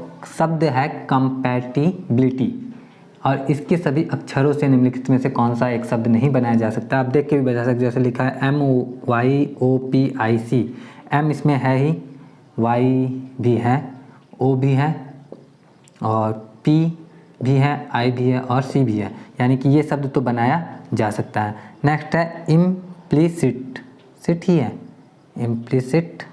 तो इम्प्लिसिट में देखते हैं I है, तो I इसमें है, M है, M भी इसमें है, P है, L है, I है, यहाँ पे देखो 2 I था तो इसमें भी 2 I है, 1 I 2 I, C कहाँ हो गया भाई हमारा, C है, I फिर से, तो I ये वाला भी ले लेते हैं और T, तो T हमारा ये, यानी कि इसमें इसके सभी अक्षर इसमें हैं तो ये बन सकता है, मायोपिक के सभी अक्षर इसमें हैं तो ये भी बन सकता है। अब नेक्स्ट है हमारा, उसको भी चेक कर लेते हैं क्या ये बन सकता है कि नहीं बन सकता। तो इसमें टी है, टी मिल चुका हमें, आई है, आई भी मिल चुका हमें, टी है, टी फिर से मिल चुका हमें, एल है, एल कहाँ गया भाई, एल भी मिल चुका हमें, और ई है। तो ई जो है, ई इसमें नहीं है, इसका मतलब कि इसके अक्षरों से हम टाइटल शब्द नहीं बना सकते हैं, यानी कि इसका जो राइट आंसर है ऑप्शन नंबर सी है। Very simple. आते हैं नेक्स्ट क्वेश्चन पे। ये रहा शब्दों का खेल वाला क्वेश्चन, थोड़ी सी गलती और अर्थ का अनर्थ हो जाएगा। क्वेश्चन देखते हैं, रमेश मोहित से लंबा है, तो हम रमेश को बनाते हैं, ये है रमेश, जो लंबा है मोहित से तो मोहित को थोड़ा छोटा बना देते हैं, ये है मोहित। रमेश मोहित से लंबा है परंतु राजीव जितना लंबा नहीं है। रमेश मोहित से तो लंबा है लेकिन राजीव जितना लंबा ये नहीं है। तो राजीव जितना लंबा नहीं है, दैट मीन्स इस शब्द का मतलब होता है कि ये राजीव से छोटा है, यानी यहाँ पे राजीव को बनाएंगे हम इससे भी बड़ा, ये है हमारा राजीव। ठीक है, तो रमेश मोहित से लंबा है परंतु राजीव जितना लंबा नहीं है, बन गया हमारा। दूसरा लिखा है कमलेश श्याम से लंबा है, तो कमलेश, ये कमलेश है और श्याम को छोटा बना देते हैं, ये श्याम है। कमलेश श्याम से लंबा है परंतु मोहित जितना लंबा नहीं है, तो मोहित को कमलेश से लंबा बनाना पड़ेगा, ये रहा हमारा मोहित जो कमलेश से लंबा है। ठीक है, तो इनमें सबसे लंबा कौन है, तो हम देख रहे हैं मोहित इन तीनों में सबसे छोटा है और इन तीनों में सबसे बड़ा है। तो मोहित, इन तीनों में सबसे बड़ा मोहित है, लेकिन मोहित तो इन तीनों में सबसे छोटा है, तो इन तीनों में सबसे बड़ा कौन है, इन तीनों में सबसे बड़ा है राजीव, और राजीव मोहित से बड़ा है, तो जाहिर सी बात, और मोहित इन दोनों से बड़ा है, तो जाहिर सी बात है कि राजीव इन दोनों से बड़ा ऑटोमेटिक हो जाएगा, तो सबसे बड़ा जो होगा वो राजीव होगा। ऑप्शन नंबर ए हमारा राइट आंसर। आते हैं नेक्स्ट क्वेश्चन पे। आपको क्या लगता है कूट वाले जो क्वेश्चन होते हैं वो इजी होते हैं या डिफ़िकल्ट होते हैं? डिपेंड करता है बहुत सारी चीज़ों पे। अगर आपका देखते भर में आपकी पैनी नज़र ने उस चीज़ों को तुरंत देख लिया तो आपके लिए ईजी हो सकता है, आप तुरंत उसे सॉल्व कर लोगे, लेकिन नहीं देख पाओगे तो मेरे हिसाब से तो उसको स्किप करके आगे बढ़ जाना बेटर रहेगा। एग्ज़ाम में टाइम बचेगा, दोबारा आके फिर देखना शायद आपको मिल जाए। तो रीजनिंग ऐसी चीज़ होती है। तो चलो इस क्वेश्चन को देखते हैं क्या है। इसमें लिखा हुआ है टी को 33 लिखा गया है और ईट को 67 लिखा गया है, तो 8 को क्या लिखा जाएगा यहाँ पे? ऑप्शन है हमारे पास 90, 82 और 56। तो हम देख रहे हैं एक चीज़ कि टी, ईट और एट तीनों में TEA ही है और कुछ अलग से लेटर नहीं ऐड किया गया है। तो अब अलग से कुछ ऐड नहीं किया गया तो ये 33 पे पहुंचा कैसे है, इस पे इसको डिकोड करना है हमें। तो हम सबसे पहले तो TEA लिख लेते हैं। और इसमें मैंने बताया था पहले भी कि ये जो लेटर है ना, ये इसका जो नंबर है वो आपको पता होना चाहिए कि कितने नंबर, कौन से प्लेस का नंबर है ये आपको याद रहेगा तो आपको काफ़ी ज़्यादा हेल्पफुल हो जाएगा, आपकी हेल्प हो सकती है क्वेश्चन सॉल्व करने में। T20 नंबर पे होता है क्योंकि T20 मैच हम लोग देखते हैं, हमें बहुत पसंद है। T20 वर्ल्ड कप तो होने भी वाला है। ई जो होता है वो 5 नंबर पे होता है क्योंकि हम जानते हैं अच्छी तरह से EJOTY 5, 10, 15, 20 और 25 के लिए है। ठीक है, और A1 पे होता है, इसके लिए हमें कोई अलग से बताने की ज़रूरत तो है नहीं। तो हम देखते हैं इससे हम 33 पे कैसे पहुंच सकते हैं। तो हम जानते हैं जब इसको जोड़ते हैं 20, 5, 25, एक 26 तक तो हम पहुंच गए, लेकिन यहाँ पे 33 दिया हुआ है। तो 33 पे पहुँचने के लिए हम इसमें क्या ही ऐड करेंगे तो 33 पहुँचेगा। तो हम इसमें 7 अगर जोड़ देंगे तो 33 आ जाएगा, लेकिन यहाँ से हमें कोई ख़ास क्लू नहीं मिल पाया है। तो एक काम करते हैं, हम ईट को भी लिख के देखते हैं ईट में क्या है भाई, लेकिन लेटर तो सारे वही हैं, तो 26 तो वो भी आ ही जाएगा हमारा। तो चलो लिख के देखते हैं। यहाँ ये हो गया हमारा 5 नंबर पे, ये 1 नंबर पे और ये 20 नंबर पे। सबको ऐड करते हैं तो 26 तो इसमें भी आता है, लेकिन यहाँ 67 दिया है। तो 26 में क्या ही जोड़ेंगे कि 67 आ जाएगा। तो 26 में हम क्या जोड़ेंगे तो 67 हो जाएगा। तो 26 में हम क्या जोड़ देंगे भाई साहब?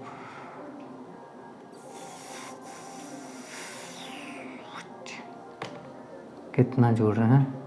7 में 6 गया 1, 6 में से 1, 2 गया 4, 41 जोड़ेंगे तो क्या हो जाएगा हमारा? 67 हो जाएगा। यहाँ पे 7 का गैप था, यहाँ पे 41 का गैप है, मतलब कुछ पकड़ में नहीं आ रहा है।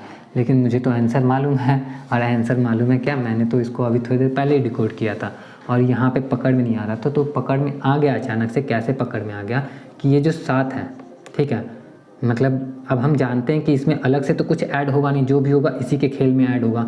तो यहाँ पे 26 में 7 जो आ रहा था, 7 में से 6 तो यहीं से हो जा रहा है, 5 और 1 6, ठीक है, और एक फिर जो एक्स्ट्रा बच रहा है वो ये वाला हो जाएगा हमारा। ठीक है, इसमें 41 में से 21 तो यहीं से हो जा रहा है, और 21 में फिर 20 जो बच रहा है वो ये वाला 20 हो जाएगा। तो हमें मिला क्या, हमें कोड ये मिल गया कि सबसे पहले हम क्या करते हैं, सबसे पहले हम तीनों को ऐड करते हैं। तो तीनों को ऐड करते हैं तो 20 + 5 + 1, उसके बाद वाले दोनों को ऐड करते हैं तो फिर 5 + 1, और उसके बाद लास्ट वाले को ऐड करते हैं तो +1, तो हमें मिलता है 33। ठीक है, अब इसको हम कर रहे हैं तो इसमें भी क्या है, वही सबसे पहले तो तीनों को यानी 5 + 1 + 20, उसके बाद दोनों को यानी 1 + 20, और उसके बाद फिर लास्ट वाले को यानी कि 20, और जब इसको ऐड करते हैं तो आता है हमारा 67। सेम एज इट इज़ हम इसको भी करेंगे 8 को भी। तो ATE हमारा 1, 20 और ये 5 है। तो हम पहले तीनों को ऐड करेंगे तो 26 तो आ ही जाएगा, क्योंकि तीनों में लेटर वही है तो 26 ही आएगा ना। बाद में इन दोनों का ऐड करेंगे तो इसमें 20 और 5 25 है, और उसके बाद लास्ट में सिर्फ इस वाले को ऐड करेंगे तो 25 5 30। तो इस तरीके से हमारा 25 5 30, 30 में 26 जोड़ेंगे 56, और हमारा राइट आंसर हो जाएगा 56, 56 राइट आंसर। तो उम्मीद करता हूँ आपको ये समझ में आ गया होगा। आते हैं नेक्स्ट क्वेश्चन पे। जिस प्रकार कांच संबंधित है बालू से, उसी प्रकार निम्नलिखित में से किस एक से कागज़ संबंधित है। हम एक बात अच्छी तरह से जानते हैं कि कांच जो है वो बालू से बनाया जाता है। अगर आप ये बात जानते हो तो ठीक है, नॉर्मल बात है, नॉर्मल लोगों को पता होती है। लेकिन जब मैंने पहली बार सुना था कि कांच बालू से बनाया जाता है तो मुझे यकीन नहीं हुआ था। तो हो सकता है आप में से कोई वीडियो देखने वाले पहली बार ही जान रहे हैं कि कांच बालू से बनाया जाता है। तो आप यूट्यूब पे देख सकते हो, बहुत सारे वीडियोज़ मिल जाएंगे जिसमें कांच को बालू से बनाया गया है। ठीक है, तो हम जानते हैं कि कांच बनाया जाता है बालू से, तो कांच बालू से इस प्रकार संबंधित है। तो उसी प्रकार से हमें पता करना है कि कागज़ किस चीज़ से बनाया जाता है, वही आंसर होगा। हम अच्छी तरह से जानते हैं कागज़ को लकड़ी से बनाया जाता है। तो कागज़ लकड़ी से बनाया जाता है, तो लकड़ी हमारा ऑप्शन ढूंढेंगे। अब दर्पण है, पत्थर है, खिड़की है, लेकिन लकड़ी इसमें है नहीं, तो लकड़ी हमारा हो जाएगा, मतलब इसका जो आंसर हो जाएगा नन ऑफ दिस हो जाएगा। कंफ्यूज नहीं होना है, यहाँ पे खिड़की लिखा हुआ है, लकड़ी नहीं लिखा हुआ है। खिड़की लकड़ी के भी होते हैं, लोहे के भी होते हैं, तो खिड़की को देख के कंफ्यूज नहीं होना है। हमारा right answer none of this रहेगा। कॉन्फिडेंट रखना, जब डी और ई ऑप्शन पे आप टिक करोगे ना तो कॉन्फिडेंट से ही करना, क्योंकि डी और ई भी कई बार सही उत्तर पाए गए हैं। ठीक है, आते हैं नेक्स्ट क्वेश्चन। निम्नलिखित 3 आकृतियों का परीक्षण कीजिए जिनमें प्रयुक्त संख्याएं एक विशिष्ट प्रतिरूप में हैं। ऑप्शन हमारी ये 3 आकृतियां आपके सामने है, यहाँ पे क्वेश्चन मार्क होना चाहिए था। तो हमें बताना है अब 65 56 से 9, 83 38 से 7 और 71 17 से क्वेश्चन मार्क। तो क्वेश्चन मार्क की जगह पे क्या आएगा, ऑप्शन हमारा 8 6 3 MTO और NOT। अब इस तरह के क्वेश्चन की विशेषता ये होती है कि नॉर्मली ये जो 2 नंबर दिए हैं उससे यहाँ पे हमें पूछना है। तो हम देख रहे हैं कि 65 - 56 अगर हम करते हैं, 65 - 56 तो 9 आ गया हमारा। तो अगर माइनस करने पे 9 आ गया है तो इसको चेक करेंगे कि ये भी माइनस करने पे 7 आ रहा है कि नहीं आ रहा है। तो 83 में से 38 घटा देते हैं हम लोग। 83 में से 38 घटाने के बाद आ रहा है हमारा 13 में से 8 गया 5 और 7 में से 3 गया तो 4 45, जो कि हमारा नहीं आया।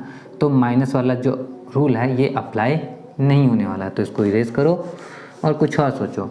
तो इसमें सोचने को तो ऐसे बहुत सारी चीज़ें सोची जा सकती हैं, लेकिन मैथ्स में कितनी ही चीज़ें हैं, जोड़, घटाव, गुणा और भाग, इससे बढ़ के ज़्यादा कुछ तो है नहीं ना। तो माइनस करके हमने चेक कर लिया, एक बार जोड़ के चेक कर लेंगे, एक बार गुणा करके चेक कर लेंगे, एक बार भाग करके चेक कर लेंगे।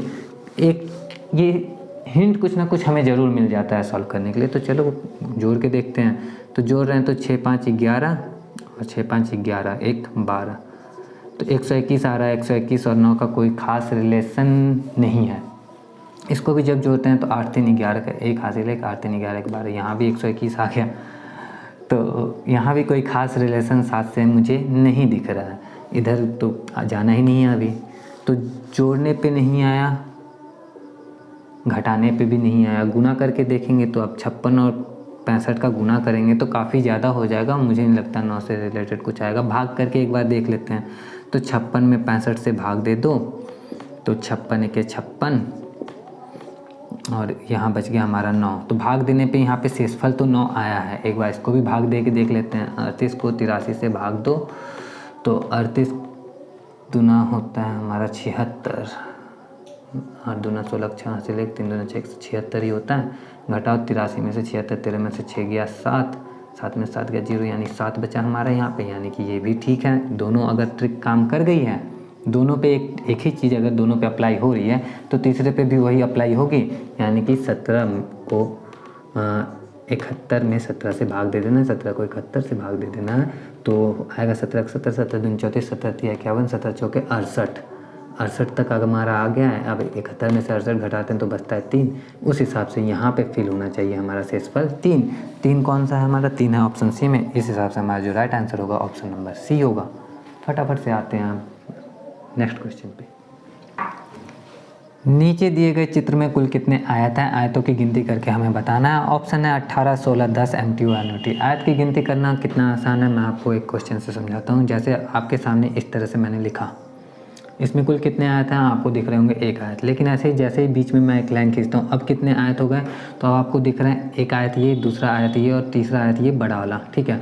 और इसी में अगर मैं फिर एक ऐसे कर दूं तो आपको कितने आयत दिखेंगे? तो एक आयत ये, दूसरा आयत ये, तीसरा आयत ये बड़ा वाला, ठीक है। एक आयत ये, दूसरा आयत ये, तीसरा आयत ये बड़ा वाला, तो 3 3 6 हो गए। लेकिन एक्चुअल में इसमें कितने आयत हैं? तो इसमें जो हैं 9 आयत हैं, ठीक। कैसे?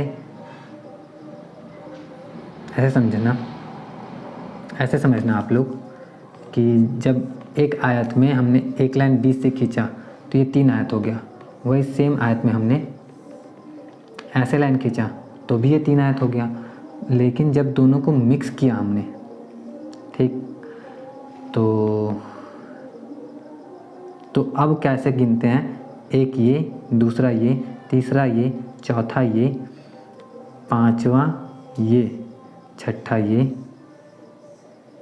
सातवां ये, आठवां ये और 9वां ये सबसे बड़ा वाला।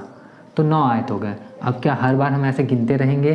तो जी नहीं, बिल्कुल भी गिनेंगे नहीं। गिनने का एक सिंपल सा तरीका है, आप ना लंबाई को गिन लो। लंबाई में जैसे मान लो कि ये एक लाइन है हमारा, ये आयत है हमारा, इसमें एक लाइन अगर खींचा तो एक आयत ये, दूसरा आयत ये, तो 1 और 2 को जोड़ो तो 1 + 2 बराबर इसमें 3 आयत हैं। लेकिन वही अगर हमने ऐसे कर दिया तो 1 2 और 3 इनको जोड़ो तो कितना हो जाता है? तो 1 + 2 + 3 यानी कि 3 2 5 1 6, तो इसमें 6 आयत बनते हैं, ठीक है। और इसी में जब 6 आयत बन रहे हैं और ऐसे लाइन कर दिया तो हम पता है कि ऐसे लाइन करने पे 3 इधर और 3 इधर बनता है। लेकिन इधर मतलब ये वाली लाइन नहीं है आपका, ठीक है। ये वाला लाइन अगर नहीं हो तो हमें मालूम है कि इसमें 3 आयत बन रहा है, ठीक है। और जब ये लाइन थी तो 6 बन रहे थे, तो 6 और 3 का गुना हो जाता है 18 आयत, ठीक। तो हम जानते हैं इधर से जब गिन रहे हैं लंबाई के अनुदिश तो 1 और 2, तो दोनों को जोड़ के आता है 3। चौड़ाई के अनुदिश गिनते हैं तो 1 2 और 3, तीनों को जोड़ते हैं आता है 6। तो 6 और 3 का गुना कर दो, आएगा 18। इसमें भी वैसा ही है, आप गिन लो कौन कौन से आयत को गिनना है। पहले लंबाई के अनुदिश गिन लेते हैं, तो 1 2 और 3 सबको जोड़ते हैं, 3 2 5 1 6, ठीक। चौड़ाई का अनुदिश तो 1 और 2 गिन लेते हैं, तो 2 1 3, तो 6 और 3 का गुना कर दो तो आ गया हमारा 6 × 3 यानी कि 18 आयत। उम्मीद करता हूँ कि आयत से रिलेटेड इस तरह का नॉर्मल क्वेश्चन आपको जब मिलेगा तो आप उसको आसानी से सॉल्व कर पाओगे। 18 हमारा इसका राइट आंसर होगा ऑप्शन ए। आते हैं नेक्स्ट क्वेश्चन पे। हमारा नेक्स्ट क्वेश्चन जो है बहुत ही प्यारा है। इसके लिए तो मुझे एक डिटेल में वीडियो बनानी चाहिए, अगर आप कमेंट करोगे तो ज़रूर बना दूंगा। लेकिन फ़िलहाल इस क्वेश्चन को हम कैसे सॉल्व करेंगे, तो सिंपल सा एक फॉर्मूला है जो मेरे टीचर ने मुझे कभी बताया था, बीपीएससी की ही एक तैयारी वाले टाइम पे, मैं आपको बता देता हूँ। 6 एवं 7 बजे के मध्य एक घड़ी की 2 सुइयाँ एक साथ होंगी। तो जब ये एक साथ होंगी, मतलब कहने का मतलब है कि एक साथ कभी होंगी 2 सुइयाँ। जैसे मान लो मैं एक घड़ी बना रहा हूँ, ये 6 पे है, ये 7 पे है, तो एक साथ इन दोनों के बीच में ही रह सकती हैं कभी भी, 6 और 7 बजे के बीच में। नहीं तो अगर इधर बाकी कहीं जगह पे है तो मतलब यहाँ पे कहीं बीच में आ सकती है दोनों सुइयाँ। तो जब भी 2 सुइयाँ यहाँ पे अगर मिल रही हैं तो इसका मतलब इन दोनों के बीच का एंगल जो हो जाएगा वो हो जाएगा 0 डिग्री, है ना। तो इसका फॉर्मूला ये है कि 2/11, जब भी आपको पूछे कोई 2 समय दिया हो, ठीक है, और ज़्यादातर ये जो समय दिया रहेगा वो 1 घंटे का ही गैप वाला रहेगा। 6 7 हो गया, 4 5 हो गया, 2 3 हो गया, इस तरह का। तो इनके बीच में 2/11 लिखते हैं। उसके बाद जितना भी पहले वाला समय हमारा 6 बजने के बाद की बात हो रही है ना, तो 6 में हम 30 से गुना करेंगे और प्लस माइनस एंगल जो है हमारा उसको प्लस माइनस करते हैं। प्लस माइनस क्यों करते हैं? क्योंकि हम जानते हैं कि जैसे मान लो कि एक घड़ी बना के बताता हूँ ज़्यादा अच्छे से। 9, 4 और 3, फिर 10, 11, 12, 1 और 2। तो यहाँ पे जैसे मान लो 1 और 2 की बात हो, 1 और 2 के बीच में, तो 1 बजे ये कांटा यहाँ पे है हमारा, ठीक है, 1 बजे इतना हो रहा है। अब जब ये इन दोनों के बीच में जो भी एंगल बन रहा है, जब ये कांटा यहाँ से गुजरेगा और यहाँ पे आएगा, तो भी इन दोनों के बीच में उतना ही एंगल बनेगा, है ना। तो दोनों, यहाँ पे भी इतना ही एंगल, यहाँ पे भी उतना ही एंगल, तो टाइम तो अलग अलग हो जाएगा ना। तो एक प्लस वाला टाइम है, एक माइनस वाला टाइम है, मतलब टाइम चेंज हो रहा है। तो एक बार प्लस करके हम करते हैं एक एंगल को, एक बार माइनस करके करते हैं, तो 2 अलग अलग टाइम आता है हमारा। लेकिन आप नोटिस करोगे कि इसी टाइम के बीच में जो 180 डिग्री होगा, वो तो सिर्फ 6 और 7 के बीच की बात करें तो 180 डिग्री, 5 और 6 की बात करें तो 180 डिग्री एक ही बार बनता है, और 0 डिग्री जो होता है वो भी एक ही बार बनता है। तो 0 डिग्री और 180 डिग्री एक ही बार बनेगा। तो 180 डिग्री के लिए हम सिर्फ प्लस वाला यूज़ करेंगे और 0 डिग्री के लिए माइनस वाला यूज़ करेंगे। यहाँ पे हमारे बीच में कौन सा एंगल बन रहा है, दोनों सुइयाँ एक साथ हैं तो माइनस वाला यूज़ करेंगे। और कितने डिग्री का एंगल बन रहा है 0 का, तो 0 लिख देंगे। अब इसको सॉल्व करेंगे, हमारा आंसर आएगा 2/11 6 18 180, क्योंकि ये तो 0 माइनस होगा तो माइनस हो जाएगा। 18 गुने 2 यानी कि 360/11। इसको सॉल्व करते हैं तो 11 में 360 से भाग देते हैं, ऊपर देते हैं भाग ना, 11 भागा 360, तो 11 3 33 हो गया हमारा, बचा 3 0, 11 दूनी 22 हो गया हमारा, बचा 8। तो 32.8/11।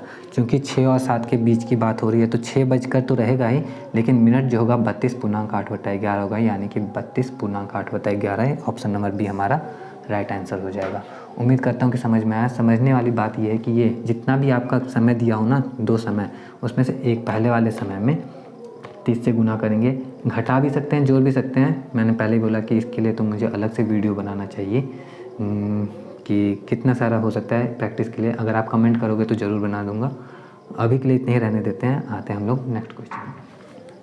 यदि 9 स्टार 7 बराबर 32, 13 स्टार 7 बराबर 120 तथा 17 स्टार 9 बराबर 208, तो 19 स्टार 11 का मान क्या है? ऑप्शन 180, 220, 240, MTO और NOT।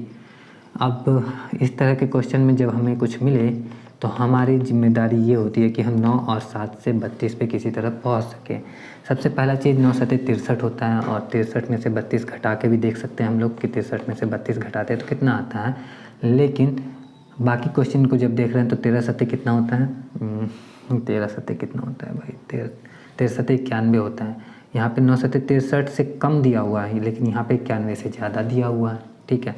अगला देखते हैं 17 9 153 होता है, तो 153 से भी ज़्यादा दिया हुआ है। 19 गुने 11, 190 में से 11 ज़्यादा, ढक्कन गिर गया मेरे मार्कर का। तो मतलब यहाँ पे देख रहे हैं कि गुना करने पे जितना आ रहा है इसमें कम है और इसमें ज़्यादा है, तो गुना करने से हमारा काम नहीं चला। तो अब काम चलेगा कैसे? तो 32 पे और कैसे पहुँच सकते हैं? तो 9 और 7 को जोड़ के देखते हैं। तो 9 और 7 कितना होता है? 16 होता है, और 32 16 में एक रिलेशन तो है, क्योंकि 16 गुने 2 जो होता है वो 32 होता है।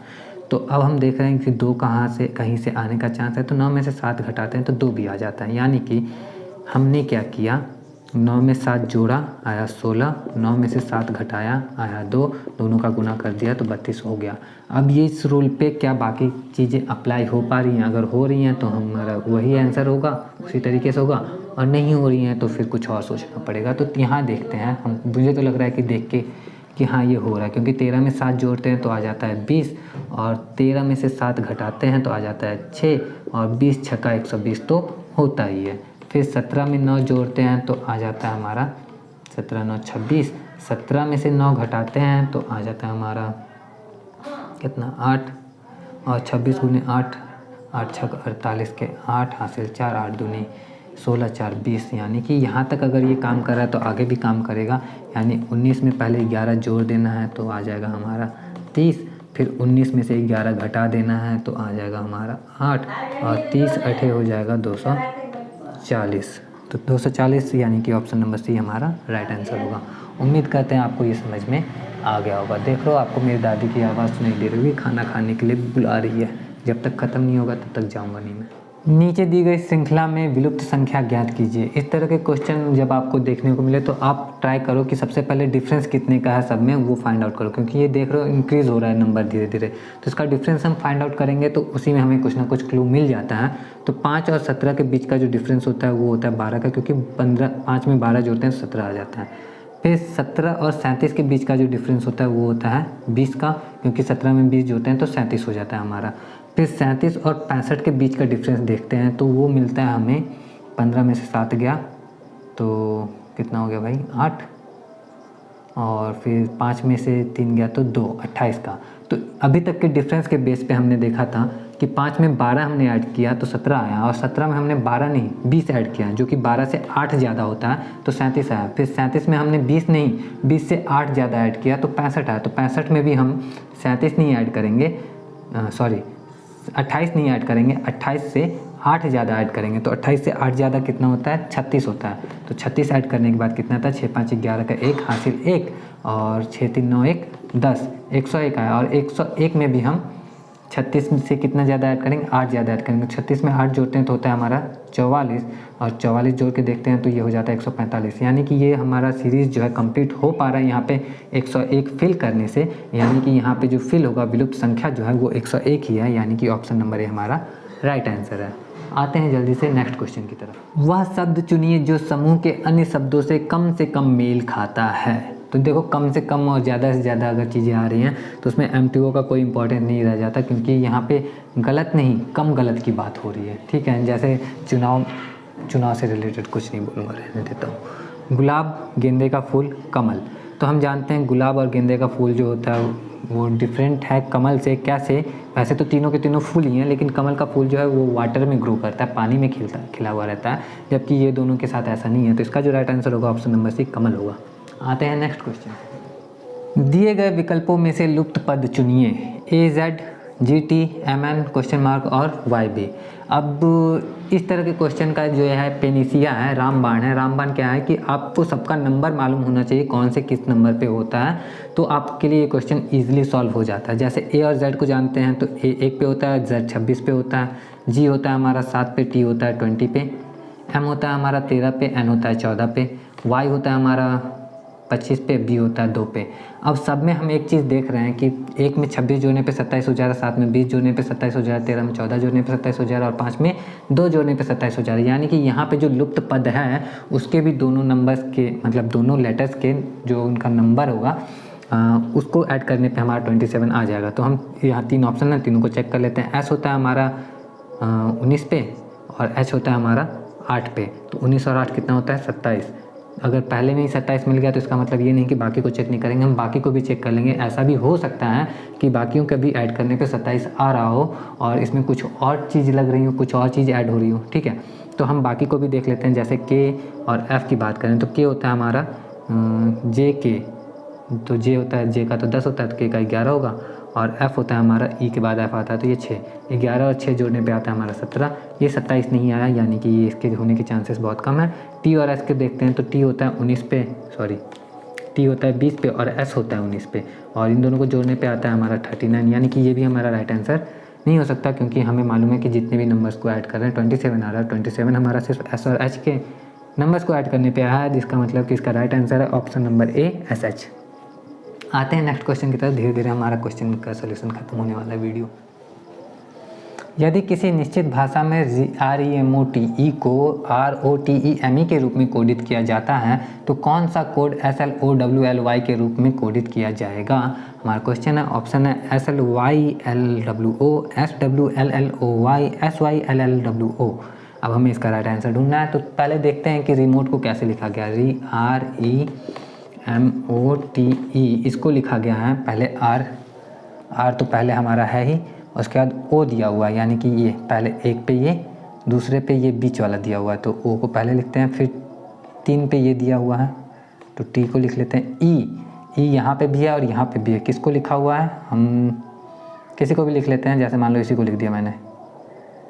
4 पे E और 5 पे M और इसी को लास्ट में रहने देते 6 पे। पहले भी कर सकते थे लेकिन हमारी मर्जी, हम चेक ही कर रहे हैं ना।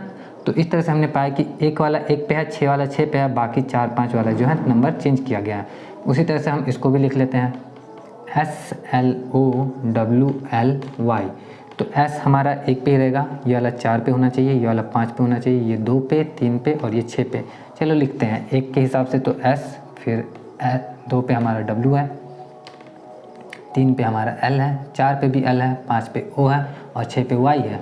तो देखें ये किससे मैच कर रहा है, SWLLOY हमारा मैच कर रहा है ऑप्शन नंबर बी से। यही हमारा राइट आंसर हो गया। ठीक है, इजी था, समझ में आया होगा मेरे ख्याल से। फटाफट से अगले क्वेश्चन पे आते हैं। यदि आप एक प्रबंधक हैं और आपका कोई कर्मचारी ठीक से काम नहीं कर रहा है तो एक प्रबंधक के रूप में आप ऑप्शन ए उनसे बात करेंगे और उनकी समस्या जानने का प्रयास करेंगे, ऑप्शन बी उसे निकाल देंगे, ऑप्शन सी उसे सुधरने के लिए 2 सप्ताह का समय देंगे। अब ये जो क्वेश्चन है ना यार, बहुत ही मस्त क्वेश्चन है, क्योंकि ये क्वेश्चन आपका ओपिनियन नहीं पूछ रहा है कि आप क्या करेंगे। ठीक है, इसका ये BPSC TRE का क्वेश्चन है, इसका एक राइट आंसर है और आपके हिसाब से आपका ओपिनियन जो भी पर्सनल ओपिनियन रहा हो, आप पर्सनली जो भी व्यवहार करना पसंद करेंगे, हो सकता है आपका ऑप्शन इसमें से हो ही ना, तो अपना नाम दिस पे भी टिक कर सकते हैं। लेकिन इस क्वेश्चन का जो राइट आंसर है वो ये है और एथिकली मोरली जो भी कहें सब रूप से यही सही माना जाता है। मेरे हिसाब से भी मैं भी एक प्रबंधक के रूप में यही करता और इसका राइट आंसर भी ऑप्शन ए ही है। आपका ओपिनियन मैटर नहीं करता, अगर आप किसी और विचारधारा से वो ताल्लुकात रखते हो तो वो मैटर नहीं करता, इसका राइट आंसर ए ही होगा। ठीक है, चलो एक अच्छा क्वेश्चन देखने को मिला जो थोड़ा सा सीरियसनेस को मेरा कम कर दिया। अब फटाफट से 2 और क्वेश्चन बचे हैं, उसका भी सॉल्यूशन देखते हैं। सोचो आपको देखने में इतना टाइम लग रहा है तो मुझे रिकॉर्ड करने में कितना टाइम लगा होगा, और अपलोड करने में तो फिर कितना सारा डेटा लगने वाला है मुझे पता भी नहीं है अभी।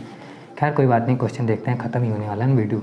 60 विद्यार्थियों की एक कक्षा में जहां लड़कियां लड़कों से 2 गुनी हैं, अगर 60 विद्यार्थी और लड़कियां लड़कों से 2 गुनी हैं तो सिंपली इसको बिना किसी कैलकुलेशन के हम बता सकते हैं कि 40 लड़कियां हैं और 20 लड़के हैं, तभी तो 60 होंगे, और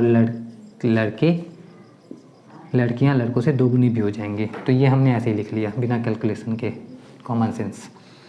ए शीर्ष से 17वें स्थान पर है। ए जो है शीर्ष से यानी ऊपर से कह सकते हैं 17वें स्थान पे है, यहाँ पे रैंकिंग भी कह सकते हैं या फिर लाइन से अगर खड़े हैं तो उस हिसाब से भी कह सकते हैं। तो अगर ये 17वें स्थान पे है तो इसके आगे कितने लोग होने वाले हैं, 16 लोग इसके आगे हैं। ठीक है, 17वें स्थान पर है। यदि ए से आगे 9 लड़कियाँ हैं तो इन 16 लोग जो आगे हैं इससे, इसमें से 9 क्या हैं, लड़कियाँ हैं। तो 16 में से 9 घटा दो तो बचेंगे क्या, हमारे लड़के। तो 16 में से 9 घटाओ तो आ जाता है हमारा 7, 9 7 16। ठीक है, तो 7 लड़के हैं जो ए से क्या हैं, आगे हैं। ठीक है, उसके बाद कितने लड़के हैं ये हमसे पूछ रहा है। ए के बाद कितने लड़के हैं ये हमसे पूछा जा रहा है। हमें पता है लड़के टोटल कितने हैं, 20, और 20 लड़कों में से 7 लड़के जो हैं ए से आगे हैं। तो 20 में से 7 माइनस करो तो आता है हमारा 13। तो 13 लड़के जो होंगे वो ए के बाद हो सकते हैं, लेकिन यहाँ पे हमें ये नहीं पता। और पहले तो ऑप्शन में हमारा 13 है नहीं, तो ऑप्शन में अगर 13 नहीं है तो हम नन ऑफ दिस पे टिक मार सकते हैं। लेकिन यहाँ पे एक और चीज़ ध्यान देने वाली बात ये है कि ए जो है इसका जेंडर हमें पता ही नहीं है। ए का जेंडर तो हमें पता ही नहीं है ना, तो ए का जेंडर पता नहीं है। तो ए अगर खुद लड़का है, ठीक है, तो 7 के बाद ये 8वां लड़का होगा और इसके बाद कितने लड़के हो जाएंगे, 12। ठीक, लेकिन अगर ए लड़की है तो इसके बाद कितने लड़के होने चाहिए, 13। लेकिन 13 ऑप्शन में नहीं है तो हम मान के चलेंगे कि ए क्या है, लड़का है। और अगर ए लड़का है तो इसके बाद कितने लड़के बचे, 12। तो हम 12 पे टिक मारेंगे। हालांकि ये थोड़ा सा विवादास्पद भी हो सकता था या फिर पता नहीं, मेरे हिसाब से तो लड़का मान के 12 पे टिक कर देना चाहिए। अब मेरे हिसाब से ऐसा क्यों है, क्योंकि मैंने आंसर देख लिया है पहले ही। मजाक से हटके नॉर्मली मुझे नहीं पता मैं कैसे डील करता है इसको, लेकिन प्रॉब्लम सॉल्व करने का ये तरीका, मतलब मेन वीडियो बनाने का मेन मोटिव क्या है ना, कि आपको तरीका बताया जा रहा है कैसे करते हैं, कैसे आसानी से आप इसको समझ सकते हैं। रास्ता दिखाया जा रहा है, चलना आपको ही है। अब जैसे चलो मंजिल पे जैसे पहुँचे, हम सिर्फ गाइड करने की कोशिश कर रहे हैं यहाँ पे। तो उम्मीद करता हूँ ये जो तरीका मैंने बताया ये आपको ठीक ठाक लगा होगा। अभी तक अगर लग रहा है, अभी तक वीडियो देख रहे हो तो मान के चलेंगे कि ये भी ठीक ही लगा होगा। आते हैं फटाफट अंतिम क्वेश्चन की तरफ। ओहो, अंतिम क्वेश्चन के लिए तो काफ़ी ज़्यादा एक्साइटेड हूँ। फाइनली इसके बाद मैं भी आराम करूँगा, काफ़ी देर से वीडियो बना के थक गया हूँ यार। तो अन्य से भिन्न को चुनिए। NH6FL18 XQ7। मैंने बताया कि जब भी नंबर और ये क्या है अल्फ़ाबेट आपको साथ में मिले ना, तो आप समझ लेना कि ये जो आपका अल्फ़ाबेट है ये कौन से नंबर पे है, ये आपको पता होगा तो आपकी काफ़ी ज़्यादा हेल्प हो जाएगी। तो हम NH6 की बात करते हैं। तो N हमारा कितने पे होता है, 14 पे होता है, ठीक है, और H होता है 8 पे। तो हम जानते हैं 14 और 8 में क्या रिलेशन होगा कि वो 6 आ जाएगा, तो हम माइनस करेंगे तो 6 आ जाएगा। चलो एक तो मिला हमें हिंट, पहले ही रखते ही मिल गया ना हमें, तो इसलिए बोलता हूँ नंबर याद रहेगा तो आपकी काफ़ी ज़्यादा हेल्प हो जाएगी। नेक्स्ट है FL18। F हमारा कितने पे होता है, तो F होता है हमारा F E के बाद F आता है, E 5 पे, तो F 6 पे। L 12 पे होता है, मुझे याद ही है, लेकिन 12 और 6 मिलके 18 जोड़ने पे होता है। यहाँ माइनस करने पे 6 आ रहा है, यहाँ पे जोड़ने पे 18 आ रहा है। तो थर्ड वाला डिपेंड करता है कि वो इसके साइड में जाना चाह रहा है कि इसके साइड में जाना चाह रहा है। चलो इसको भी देख लेते हैं। XQ7, तो X होता है हमारा कितने पे, Y के पहले X आता है, तो X हो जाएगा हमारा 24 पे, ठीक है। Q होता है कितने पे, तो Q 17 पे होता है। OPQ 15 16 17, ठीक है, 17 पे। और 7 कैसे आएगा, तो 24 में से 17 माइनस करने पे 7 आ जाता है। दैट मीन्स कि यहाँ माइनस हो रहा है, यहाँ भी माइनस हो रहा है, लेकिन यहाँ पे प्लस हो रहा है, यानी कि इन दोनों से ये क्या है, भिन्न है, ये अलग है, और अलग है यानी कि ये हमारा राइट आंसर है। और राइट आंसर FL18 हो जाएगा, ऑप्शन नंबर बी। तो उम्मीद करता हूँ कि आपको ये बड़ा सा वीडियो अच्छा लगा होगा। अगर फिर से वही बात है, अच्छा लगा हो तो लाइक, अब एंड में तो लाइक के लिए बोल ही सकता हूँ ना, इतना देर तक आपने देखा तो वीडियो को लाइक और एक प्यारा सा कमेंट, और भी वीडियोस आएंगे, सॉल्यूशंस आएंगे और मैथमेटिक्स से रिलेटेड। अब इसके बाद नॉर्मली मैं इस चैनल पे क्या कर रहा था, इंटर वालों के लिए मैथ्स के क्वेश्चन सॉल्यूशन करवाता था। तो अब 9th 10th 11th 12th सभी क्लास के लिए क्वेश्चन सॉल्यूशन करवा रहा हूँ। तो अगर आपके नज़र में कोई स्टूडेंट हो तो उसको आप रिकमेंड भी कर सकते हो मेरे चैनल को। और आज के लिए इतना ही, मैं मिलता हूँ आपसे नेक्स्ट वीडियो में, क्योंकि अभी एक और जो है 9th 10th वाला जो क्वेश्चन है उसका तो रेगुलर वीडियो अपलोड हो ही रहा है। तो उसके लिए अपडेटेड रहने के लिए आप चैनल को खुद भी सब्सक्राइब कर सकते हो। मिलता हूँ मैं आपसे नेक्स्ट वीडियो में। जय हिंद। भाई साहब कुछ ज़्यादा नहीं हो गया ये? नहीं